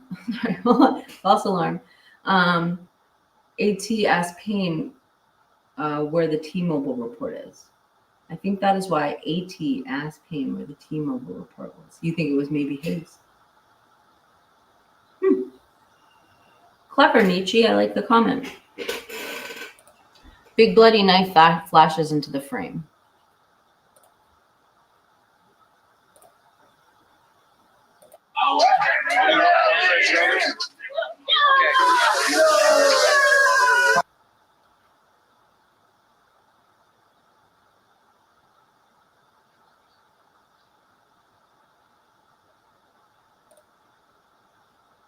Love it. All right, that's the line again.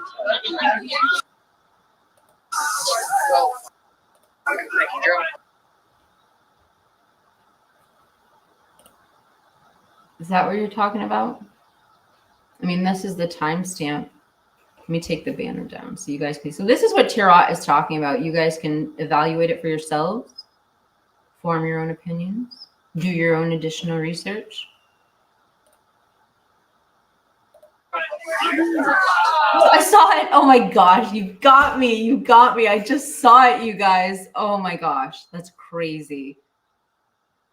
Okay, I know what you're talking about. I'm bringing it back up. I can't believe I just saw that. All right. Oh no, I just X'd out of it. It's okay. Give me 2 seconds. We'll pull it back up. That's crazy. I just saw exactly what he's talking about. Do you guys want to see this? Okay. Let me read to you from the book of Jeff H. again. Let me share my screen. Oops.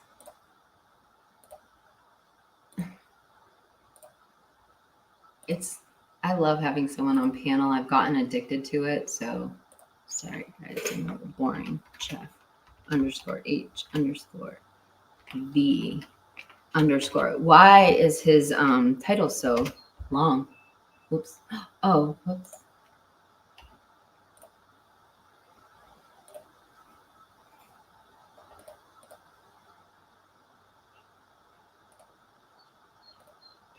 Yep, slide down more.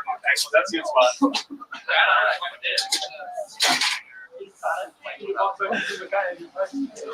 Okay.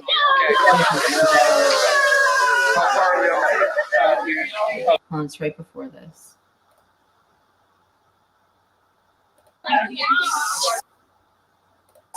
Okay. I am not one for conspiracy theories, but I don't know what it was, but whatever you're talking about, it does look like a big knife that flashes in his screen. Let me show you. I saw it.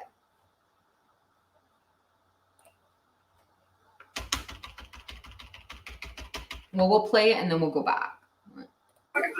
Here. Okay, so see this. Look at the. Let me take down the comment. I'm going to tell you what you're looking at. We're going to play it all the way through, and then I'm going to go frame by frame afterwards. So you're looking at this right here. So that is Charlie Brown's sleeve. And then we see a big, I guess, knife flash in front of it. Watch. Right there. Did you see it? Tell me you saw that. Did you see it? Okay, I'm going to go frame by frame. I'll go backwards.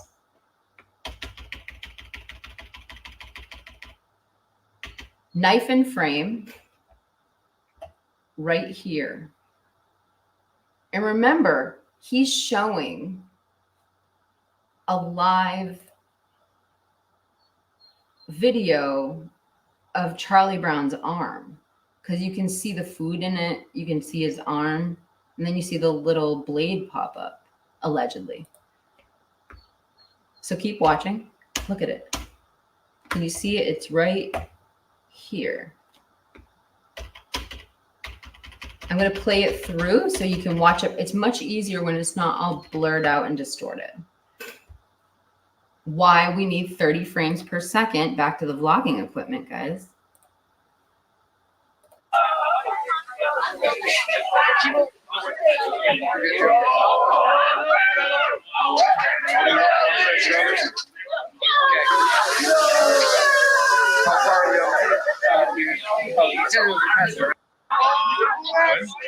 Love it. All right, that's the line again. Get ready. Bottom left corner of his phone. Right there. All right. Well, I mean, I'm not going to break it down anymore. You either saw it or you didn't, but that is an interesting little comment there. Credit to Tirot. It's a scary knife. Here's another coincidence, says David. Kaylee's last call to Jack was 2:52 a.m. Network went down. Banfield body cams are switched on at 2:53.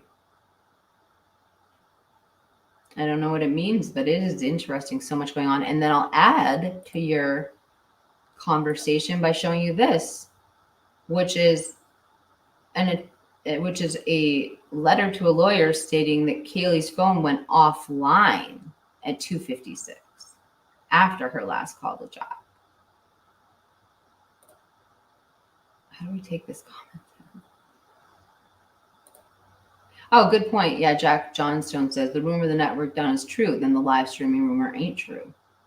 Yeah. Good point. They cannot simultaneously exist. I'm a lover, not a fighter. Bring me Jessica Alba to prove my point. Sorry, guys. I will pre-read the comments. Mike is our in-house comedian. Sorry. And that comment, just is right here on this picture I'm bringing up. Says Kaylee's last call was to Jack at 2:56, after which her phone apparently went offline.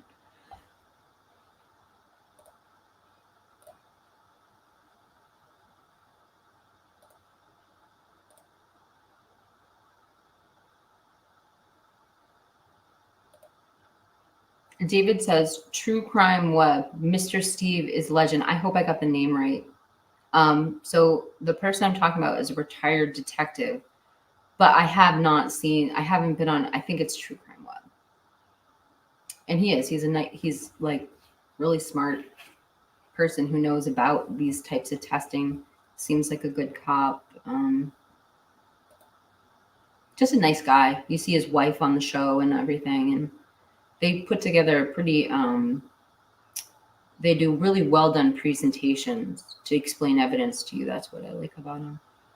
One watch through, due to colors blending in motion, I would say I saw red on the floor by where the head of the body on the floor is. Hard to tell. Well, I mean, I just saw the knife. I'm going to have to go back and do more research on that.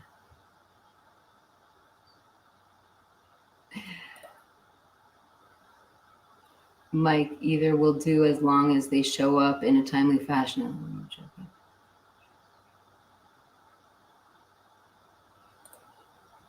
One had one glove on. That's pretty sus. Oh, Sirius Black says, I agree. Steve is a great guy. So we have confirmed his name is Steve. Don't even get me started on the glove found by the reporter. I think it's because I haven't talked to Rolo in so long. Like his stories echo in my head, but he did like a 10-minute debunking on this glove. Probably should go check it out on his channel at some point. Basically, the glove is a difficult piece of evidence to put a lot of faith into. It was found under very questionable circumstances. It was found not by a canvas of the police, but by a YouTube vlogger. And the YouTube vlogger, although he does a great job and he has a great show, he is not law enforcement. And, there things would be questioned if he was ever brought up onto the stand. We know about the things he would be questioned on if he was ever brought up to the stand to talk about how he collected or found that evidence. But what bothers me is not him finding it. What bothers me is that he was allowed so close enough to the crime scene that he found that glove. And it frustrates me because why couldn't a defense attorney just be like,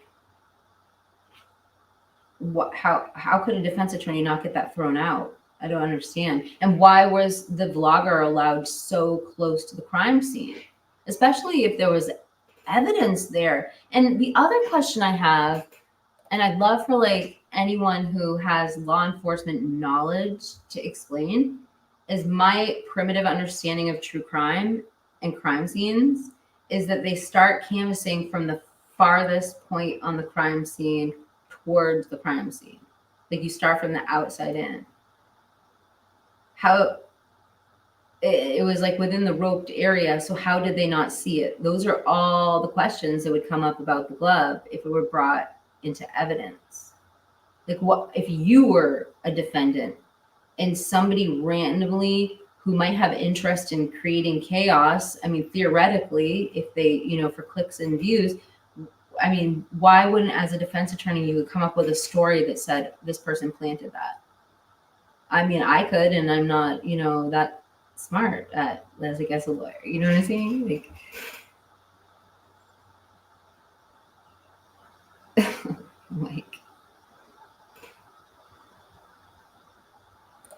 review Jovi's phone on your biggest TV. The phone will be better. Okay, I'll try it on my TV. I mean, I always think my computer has better resolution than the TV, but probably not, because it does get all foggy when it's on.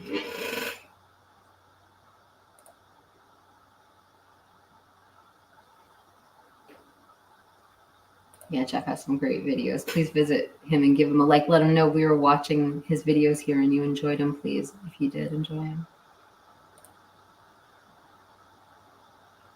This is a huge topic today. Did Inside Looking say something about GoPros or headlamps? Or are you guys suggesting that the UPS delivery was a GoPro headlamp?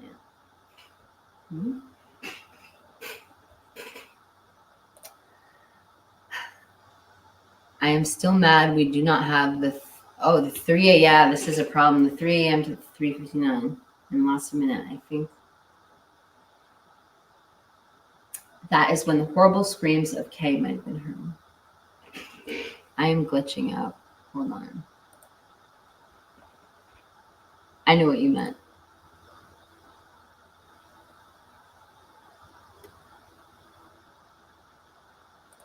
Tripods are used with cameras to document the sky. The tripod alibi. Oh, Miss Anonymous is about to do it on her big screen. Thank you. Thank you.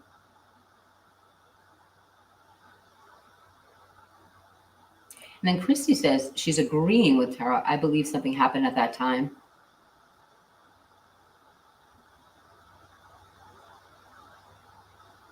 Oh, thank you. Thank you, Dee. I appreciate that comment. Thank you very much. Oh, hey. Hi, Red Riding Hood.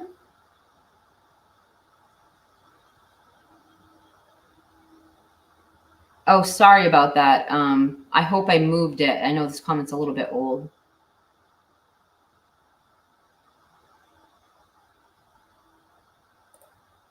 Mike says, I pray that the Beer Patrol is still taking a bite out of crime at U of I. Thanks, Mike.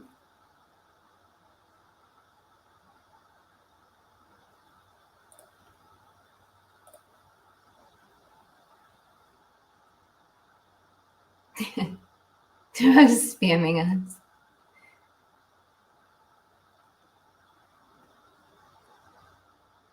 Thank you. Well, I try to take like measures to not have that happen. I want to have the highest quality live stream I can. I try to use the best of what I can use, but what are you going to do? I think, so I live, not to like go on and on. Obviously I said I lived in Cape Cod. It's a real tourist area. There's nobody here for the majority of the year. And now it's just crazy just to drive downtown. It's like traffic jams. We have a really lucrative like Main Street where I live, and it's insane. Like there's like it's switched out from locals to like supermodels, like people in like beautiful outfits and full hair and makeup and Botox and everything. And I just like, it's just interesting. My whole town has changed, and it's like shoulder to shoulder to walk down Main Street. Like I wanted to go get some art supplies, and I'm like, okay, this is not happening yesterday. So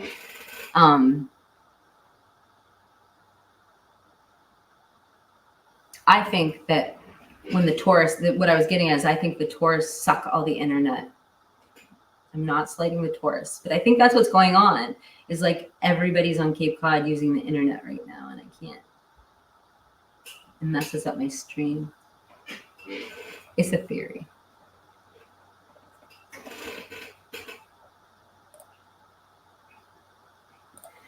And it's contagious.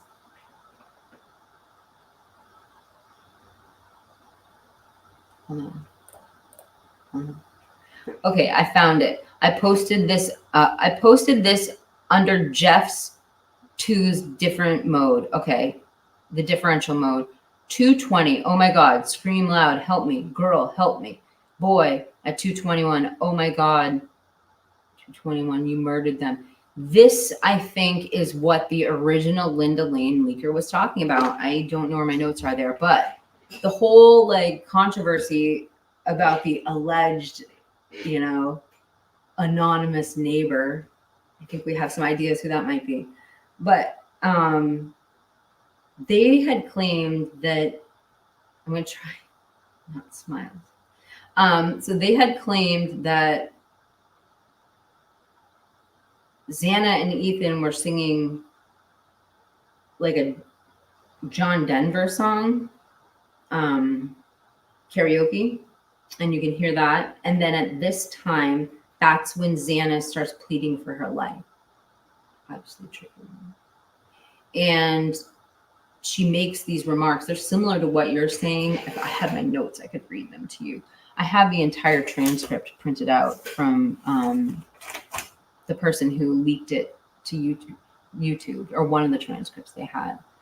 But they do reference that time, and that was their most alarming time. And I don't even think it's the most alarming thing on the video now that I've heard the enhanced sound. But it's you're bringing up like a really good point. I'm going to start. I don't know if we'll get to Linda Lane because I really do want to do this FBI thing.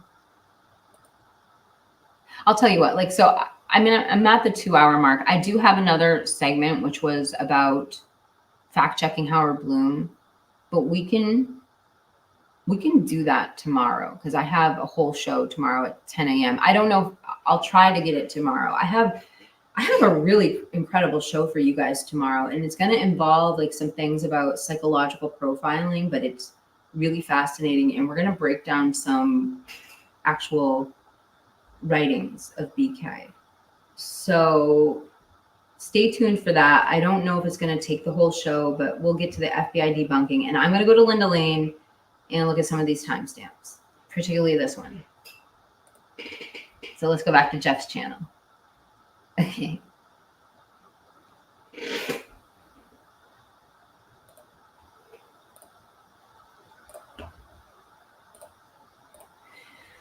So we're going to go to the differential mode. I'm supposed to go to home screen, follow Jeff's instructions.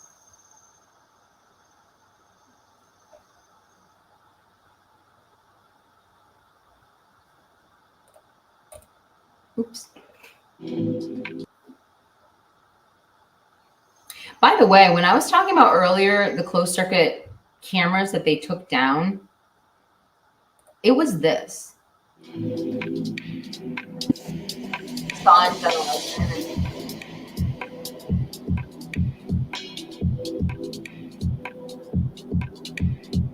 is it? No, it's not. Okay, but I will say this, for the person who was asking what the heck we're talking about the knife, this is it. Like the other knife, like not the grub truck knife, the Linda Lane knife that Rollo made the video on.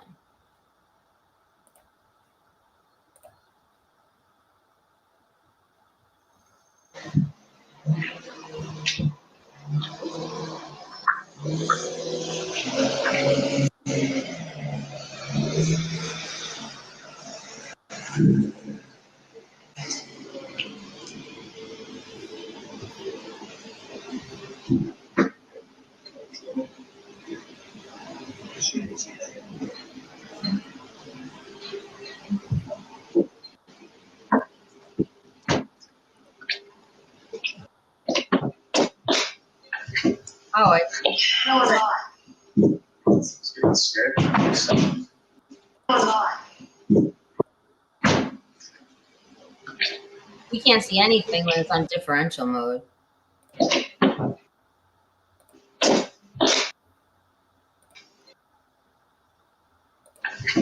Oh, you can't even see it. Well, that was the knife video, but you can't really see it. All right, so let's get back to business here. 220 differential mode.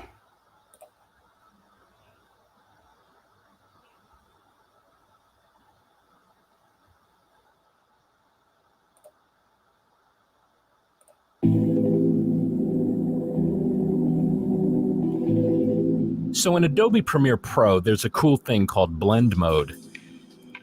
You can find this also in Photoshop and also After Effects. The blend mode I'm going to show you here is called difference mode. Here's how it works.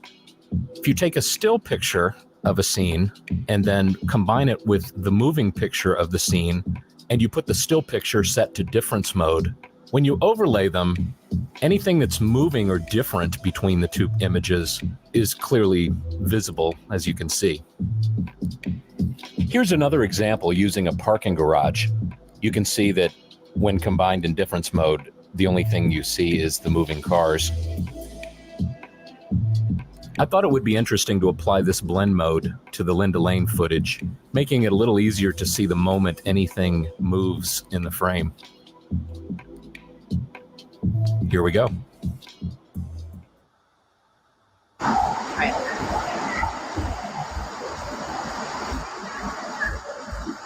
Like, this is what we're looking for now.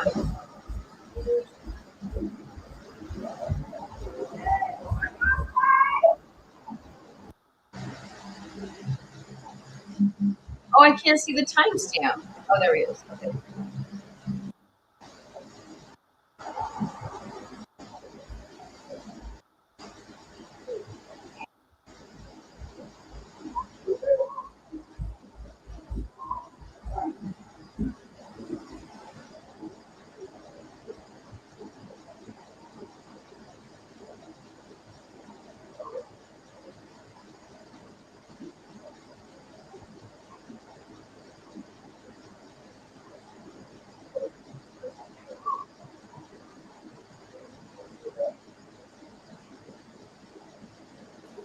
It's like 10 more seconds to go, and then we're gonna first hear, oh my God, help me.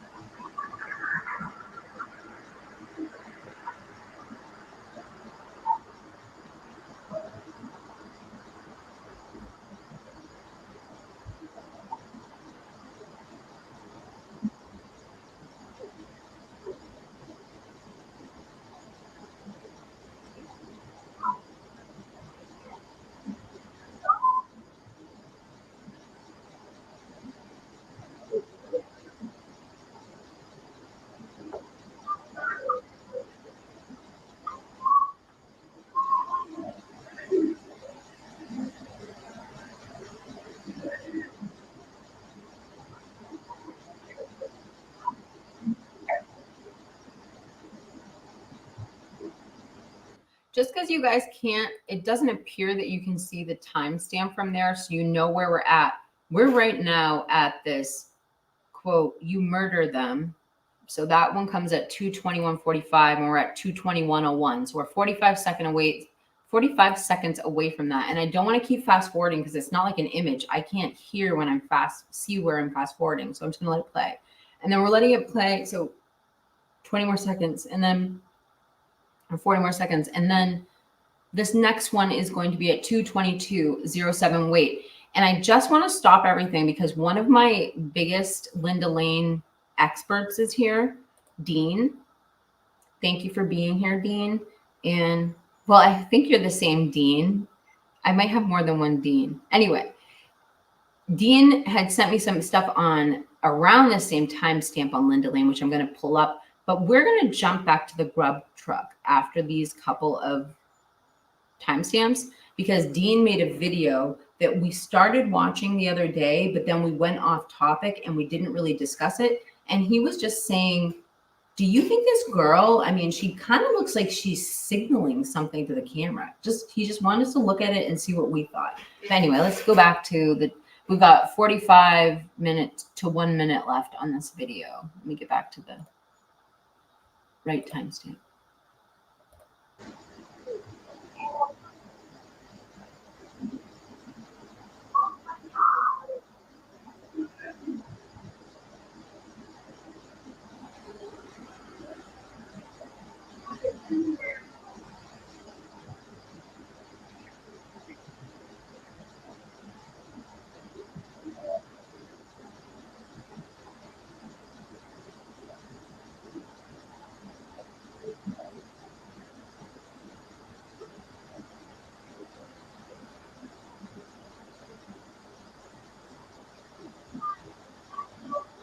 All right, I'm pausing right here so you guys know where we're at. We're at 2 minutes, 21 seconds, 21, 2 minutes. We're at 2 a.m., 2:21 a.m. and 41 seconds. That's what I'm trying to say. So that means that this next quote that we were looking at is coming up literally in 3 seconds. And then the second quote will be 20 seconds after that. So get ready for it. I'll take my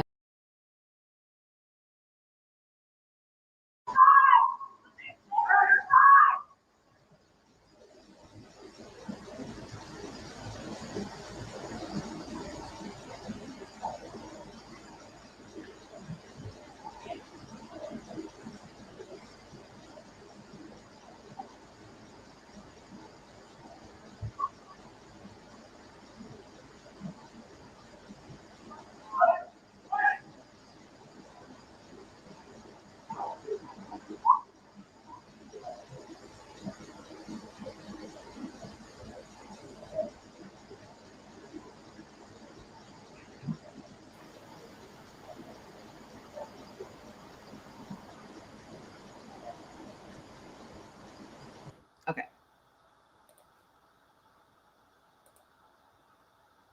I want to say, Zaza, those were just intriguing and chilling sound bites. And I've said it before, like, even though we know the proximity is like 60 yards away, there's a building in between the two of them. But regardless, we know that the sound in that area was extremely amplified. We also know this is the horrific and chilling night this was. And any activity like that just feels like it should be related and documented. And then you hear like all these questionable things and you know what's going on just a few short hours later. No. So, I mean, yeah, it chills me too. I don't know what it means, but it's pretty hard to ignore. And then we have a 225 Mayday, heyday. Sounds like 226. We're on that stamp. I mean, I don't like the differential mode necessarily, but since we're on differential mode, watch it. So I'll go to 225.29.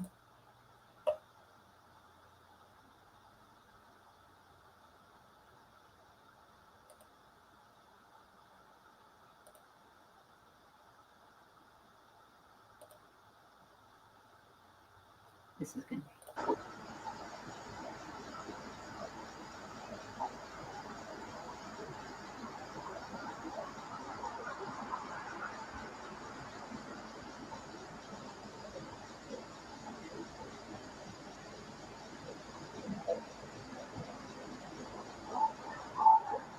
We're at 225.05.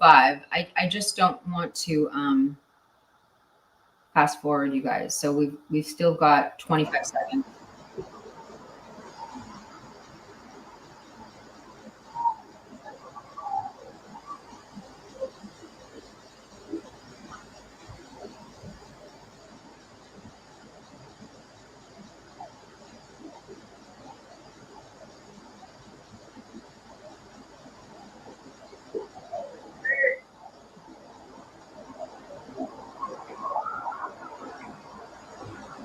That was the Mayday.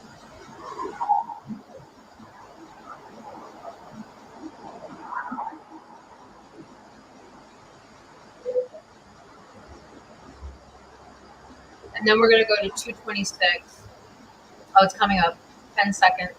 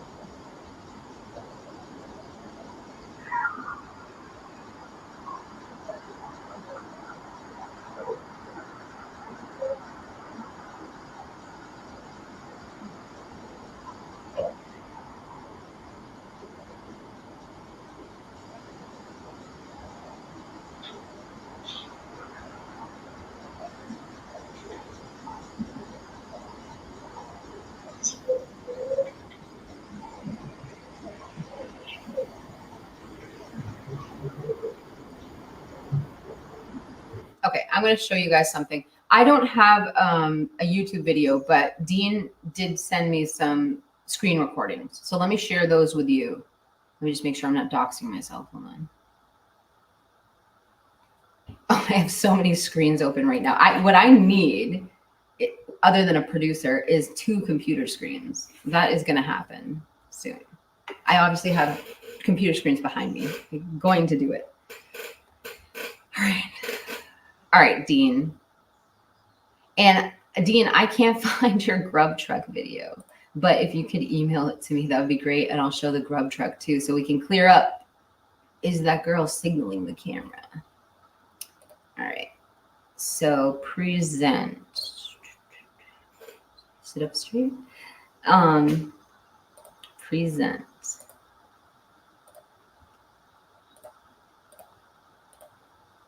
All right, guys, check this out. Oh, I should probably set this up for you too. Hold on. So before I show that,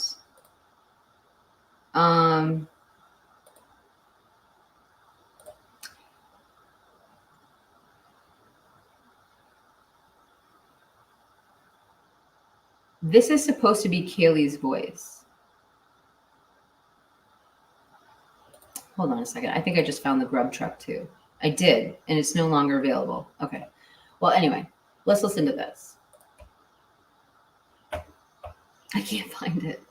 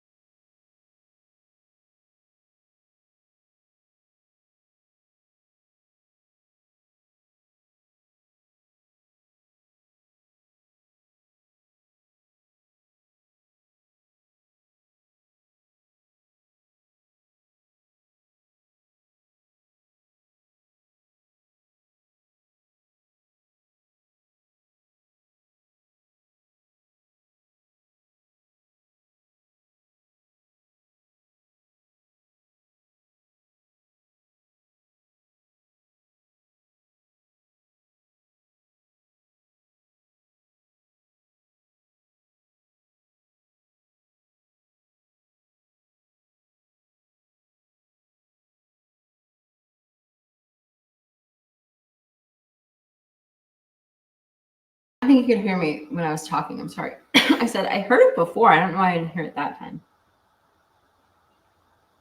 I got another thing. I got some grub truck. I'm bringing back up.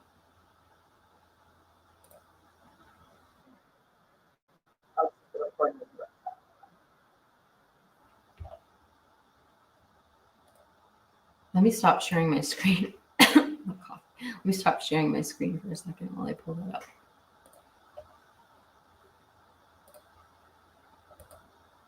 Ugh.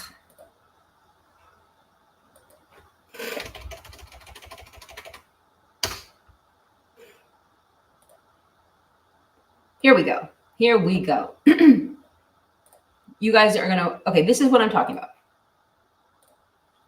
Let me share my screen. I don't know how. Hold on. Oh, God. Okay.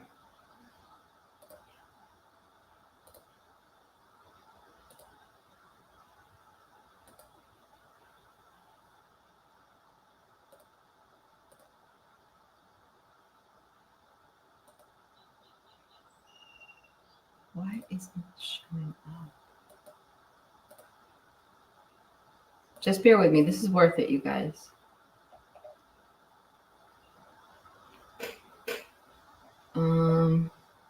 I just can't find my thing. Hold on. I wish you guys could see what I'm doing so you're not like, what the heck is she talking about? How do I share this screen?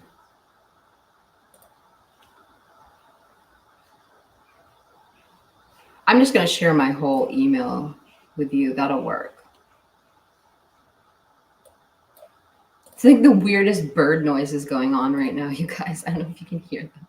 All right, here we are. So to set this up for you, I wanted to show this 2-minute clip. I did show it in another live stream, but it got interrupted because we had so many things to discuss about the grub truck. But essentially, what this subscriber, what Dean is trying to show me is this girl looks as if she's making signals into the camera. I'll get you a little more information in a second. But if you watch the cursor, just watch the cursor on the screen because it's going to show you indications. And this is a full 2-minute segment. I'm going to play the whole thing and then we'll come back and discuss. And I'm going to go back to the chat right now just to see if you leave any comments about this because it looks like I have 41 new comments since I last looked. So I'm a little behind. So I'm going to take myself out of the screen while we look at this. Check it out.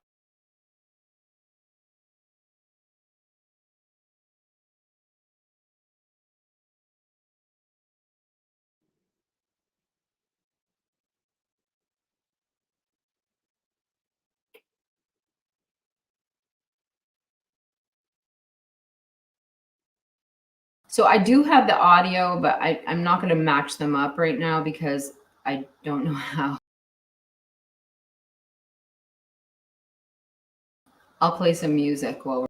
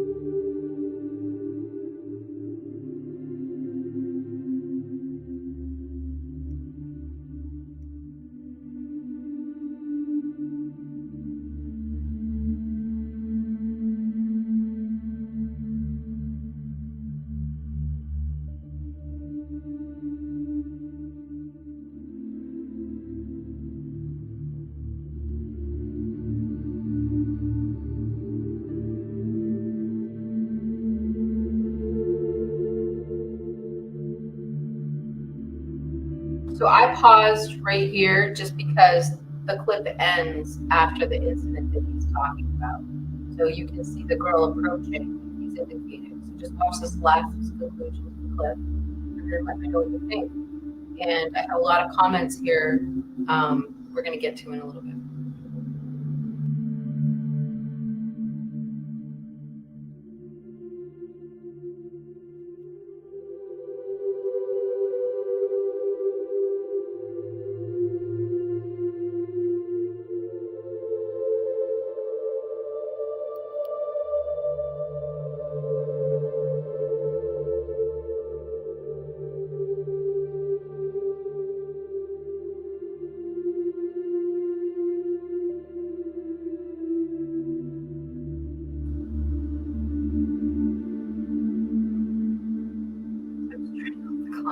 Music. Hold on.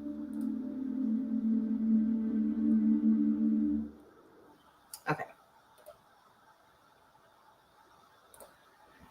A lot of good comments here. There were a couple I wanted to get to immediately. Well, there's a couple more. Okay, so we've got more Linda Lane timestamps up here too. 247, turn it up and tell me what you hear. And I will just say that I think it's someone named Abby or Addie. I've heard Callie, but I haven't heard the Abby or Addie. So I'll start that. That'll be what we end with, and then I'll do an outro. We'll go back to Linda Lane for the 247. Couple things I wanted to hear. Oh, good. So not in this clip, but in our previous clip, David heard what we were listening. I'm just seeing if there's any other timestamps you wanted me to get to. 247, another one from Kim Young for 247. So let's just bring this up. Christy, my managing mod, is a beautiful woman inside and out. Yes, she is.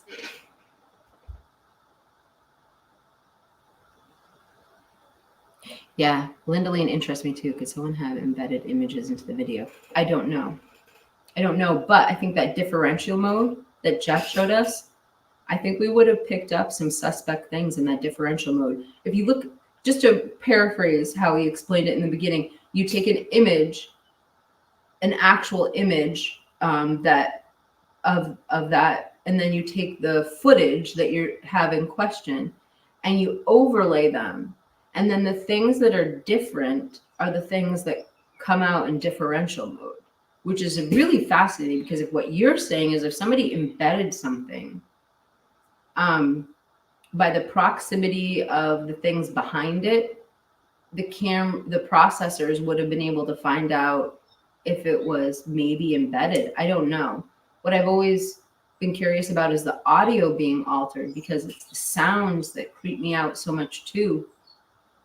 And none of us can say for sure, but those beepings that we bring up in the beginning that we compare to Banfield, that's kind of what shows us. Not only is the Linda Lane footage got real audio, but it's pretty lined up other than from 3 a.m. to 3 a.m. to that 59 seconds between 3 a.m. and 3:01 is missing. That's weird, right? Especially because that's when, if it was some sort of Wi-Fi involved, it doesn't sound like it was, but if there was some sort of internet connection involved and the systems went down at 2:56, that could explain like a glitch around that time. I don't know, but that just came to me. We have audio proof tied to 3 audio recordings. I'm wondering if you're talking about the third one is the dumpster recording, because I've always thought we can match up some of those noises with the dumpster scene.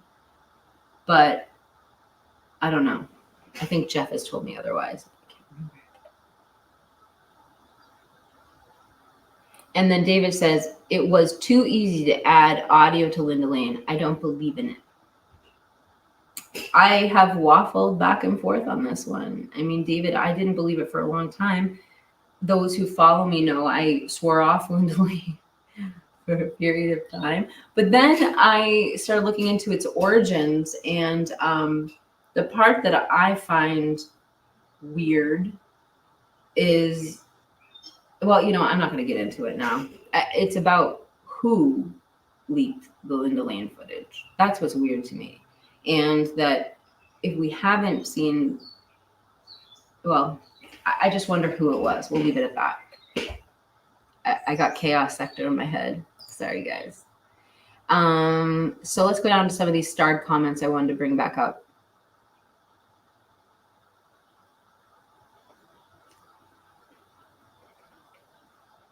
Yeah, the taco. Okay, so I think all involved were close to the house and nobody drove there, and that's a very popular theory going around YouTube right now too. I've heard it. And then Kim Young also says, "I'm very interested in reading the autopsy reports and hearing the 911 call. I know what you meant." And I actually wrote a note down when I read that. I know you meant hearing. She put hearing in the next comment. And then she added to it by saying, because the gaping wound type wounds usually cause underlying fractures from heavy, sharp weapons, not a K-bar. You're not the only one I've heard this. I think it was Curious Rose. If you guys know who Curious Rose is, she's got a great channel. Go visit her. But and if I'm mistaken, I do apologize. I'm even bringing your name in. But I believe she's commented on my videos before that she's a nurse. And she wants to know about the injuries because just people who work in wound care know that they can tell a lot from those wounds. I think to that Karen Reed trial that we well, not all of us, but some of us have been tuning into, and the controversy over the dog bite. I mean, think about that. You know, there's so much people can tell from those wounds, and you can't say you were injured by one type of thing and have it not fit with the known cause of that type of injury. So for instance, in the Karen Reed, the question was his injuries caused by a car or were they caused by a dog? Which seemed like two completely different things to have injuries. But that was the argument, and they were all placing those arguments based on the wounds. So you're so right. I bet even though, you know, we did recently hear someone say that we're not going to find anything out from the 911 call, I agree with you. I mean, when else would we know? What other crime would the 911 call not be a valuable piece of the puzzle? I don't know. And you add, regarding the wounds, an interesting read is Medscope on sharp force injury autopsies. We'll check that out. Thank you for the recommendation. And I never believed the 4 a.m. timeline, she says next. In the neighbor audio, a girl says, Walter, fuck you. Okay. What timestamp? And then we already went over that one. And then my email address is, if you're on your computer, just go to my description and you can find my email address there. This one is, I started this early on, this next question. Olivia proved that sound traveling far at night. And there's so many other things that would have caused sound to travel at night. The fresh snow on the ground. Anyone who lives in the country knows that you get like a fresh snowfall. It causes that sound wave to keep echoing because there's less resistance. Think about it. A sound is an electromagnetic wave that travels to the ear, and it doesn't become sound until it interacts with your hearing, with something that picks up the vibration. If there's nothing stopping that vibration, if there's no pebbles on the ground, you know, rocks and stuff, and it's just a smooth, sound travels even faster. So that'd be interesting to see. And that's another thing for us to go look up is Chronicles of Olivia and the work she might have done on the sound. Kim Young says, I think Kaylee was looking for Maddie and they were looking for Kaylee. What? Wait, what? Wait, I think Kaylee was looking for Maddie and they were looking for Kaylee. And ask you speeds in at 247, turn up the volume. 247, yeah, so we had 247 quotes. And I'm just going to write down, this sounds disturbing. Okay, all right. Check it out. Oh, that's the end of my stars. Okay. But we have 18 new comments.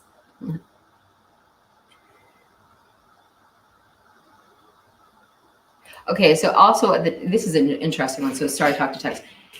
Yeah, we know, obviously, I think all of us use our microphones and feel like, trust me, I do it all day, every day. The typos are embarrassing to me, but I think everyone knows we're using our microphone.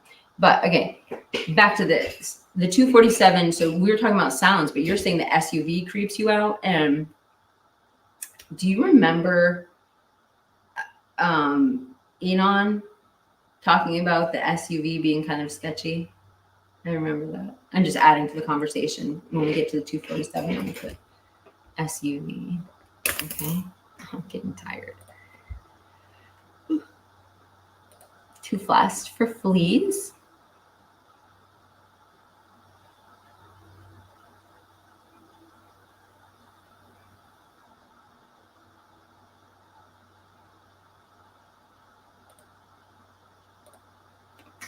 Jack Johnson.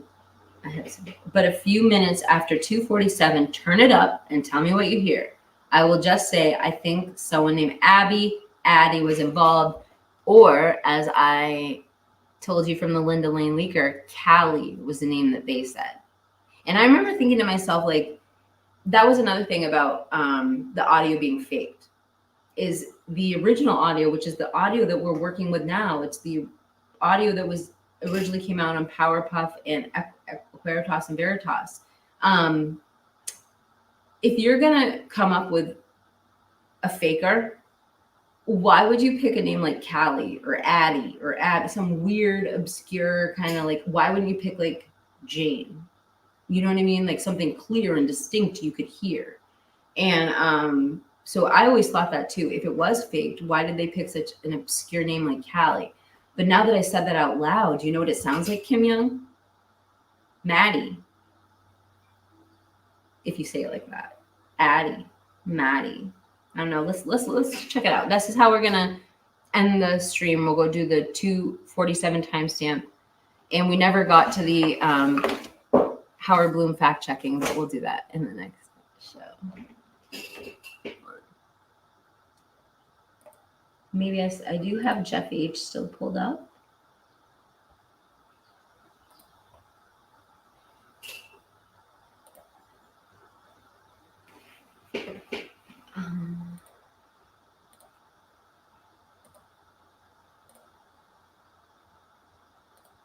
I'm not using differential mode anymore, or at least for this.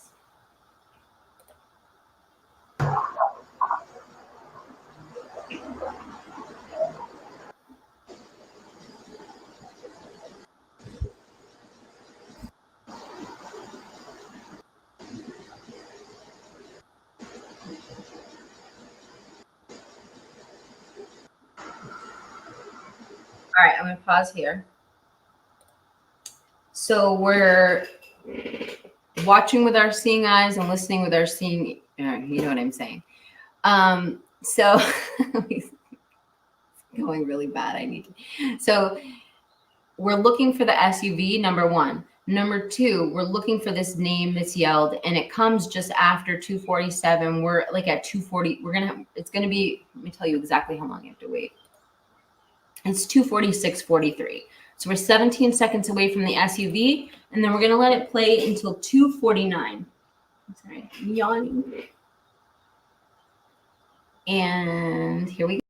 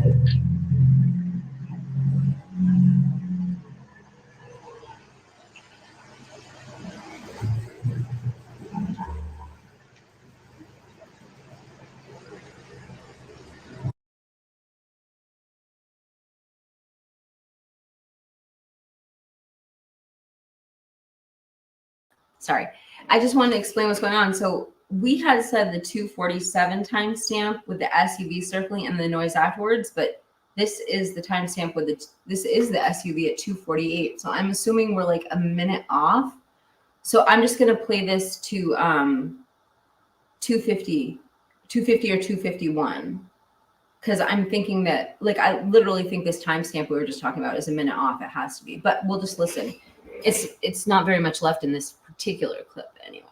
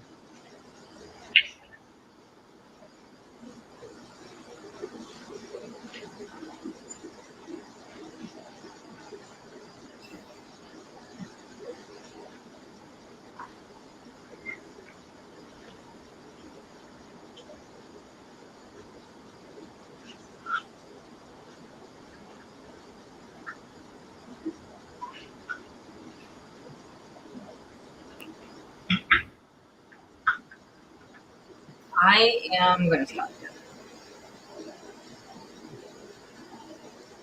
All right, so I did hear what Kim Young is referencing, and she's going to get some more clarification sent to me. I didn't, well, I should take that back. I didn't hear the Maddie or the Addy or the Callie or whatever, but I did hear a scream that is coming from outside of the building. And I think at this point, particularly when we have that, that sound suppression that Jeff has done, is kind of obvious what is an echoey noise coming from outside the building or inside the building. And even though I don't think I have any sort of skills in this, I do think that I've listened to enough hours of Linda Lane footage.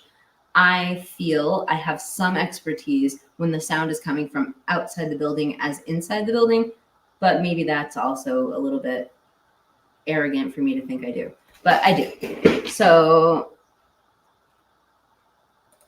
thank you for the trigger warning. It's like every email I get. I'm just kidding. Thank you for emailing me the tip. And I'm just going to play you guys an outro.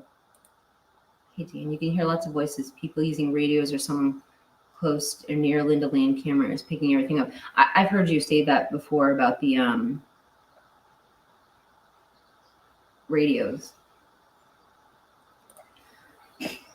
Is that the same vehicle that leaves at 222? Sorry, I'm yawning. Where does that person go? 222? I mean, 422. Hold on, I'm going to bring that up. I want to know the 422.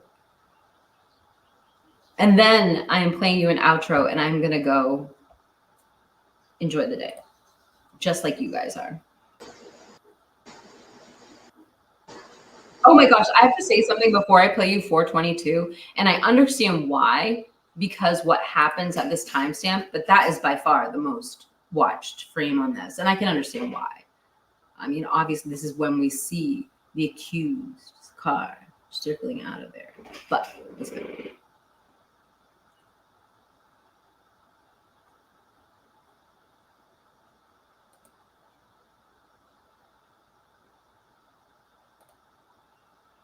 What I want to do is watch it. So the most popular timestamp on this video, you can tell, is from 2:25 to 4:30. I mean, 4:25 to 4:31. Why?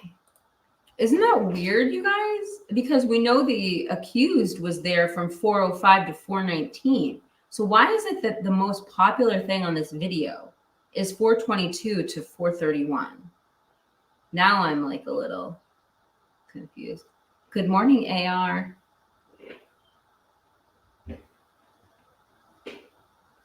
All right, I'm a little perplexed. We're not done, guys. I'm gonna play this. Hold on.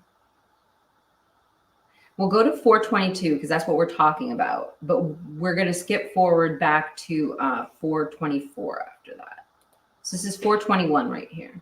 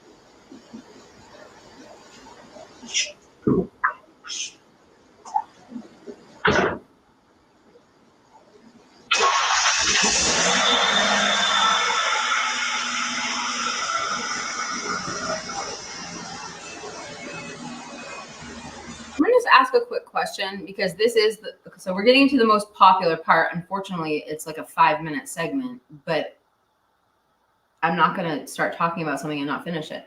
The why are we watching this weird one? Like, Jeff's videos are usually stretched. Maybe this is the best video, but I'm gonna play. Let me just look on Jeff's screen real quick here. Oh, never mind. We'll just play this one.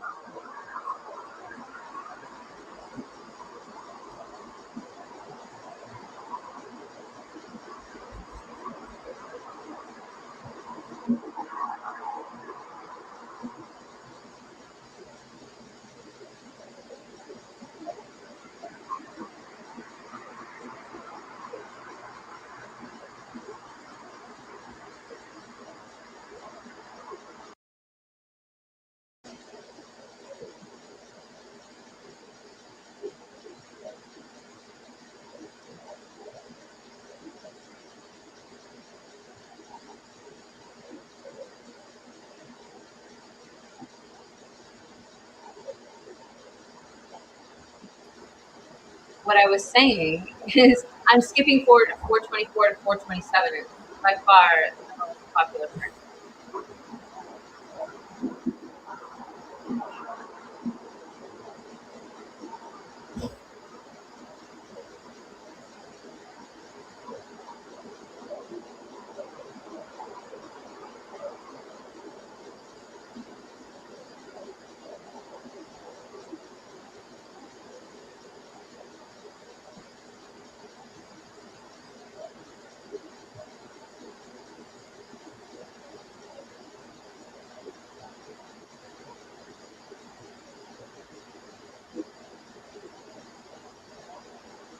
So this next minute 30 seconds is the most viewed part of this video, which has probably a lot of views.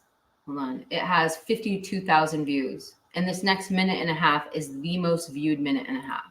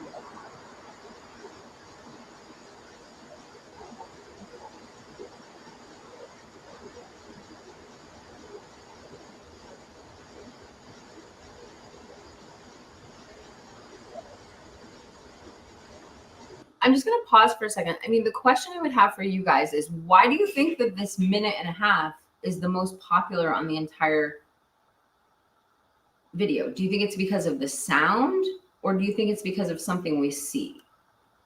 I don't know what's going on.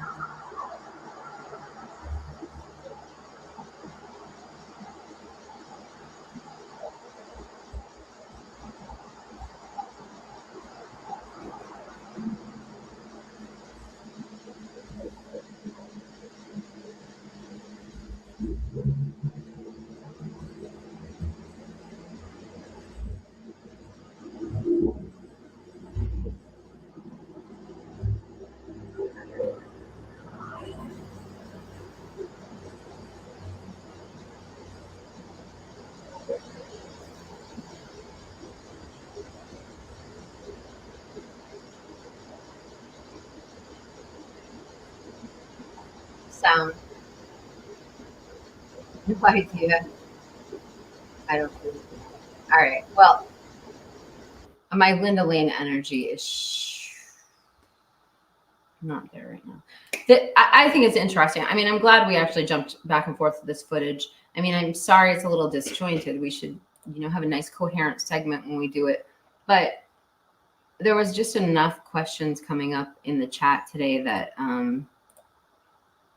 I felt like it warranted a segment. And I'll get to the Howard Bloom stuff in the next live stream, because I have a live stream scheduled for 10 a.m. tomorrow. So I do have a really great live stream. I like I said, there's going to be some analyzing of Bryan's actual writings. And I don't know if you've seen this writing in its complete form, because I hadn't seen all of these writings before. And so maybe it's just not easily accessible, and maybe you haven't seen them either. It might be something you haven't seen before. So tune in tomorrow at 10, and the majority of the program is going to be that. The other two things I was going to get to is we're going to talk a little bit about the FBI following BK and some, I was trying to sit up straight, and some new receipts I have on that. And then we will get to Jeff H has sent me some interesting footage of Maddie's jacket at the fire hydrant, different angle, and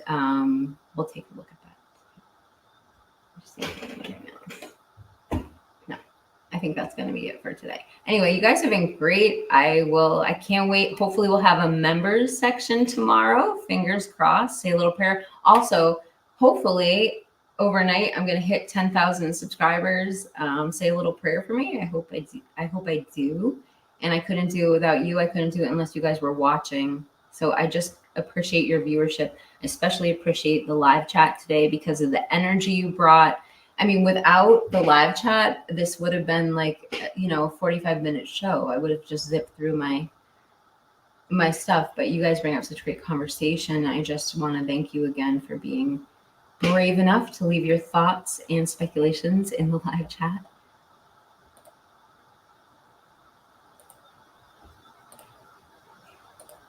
Yeah, it is scary to think this video, anything brought up on this video that ends up being shady, it is scary because it throws off the entire timeline.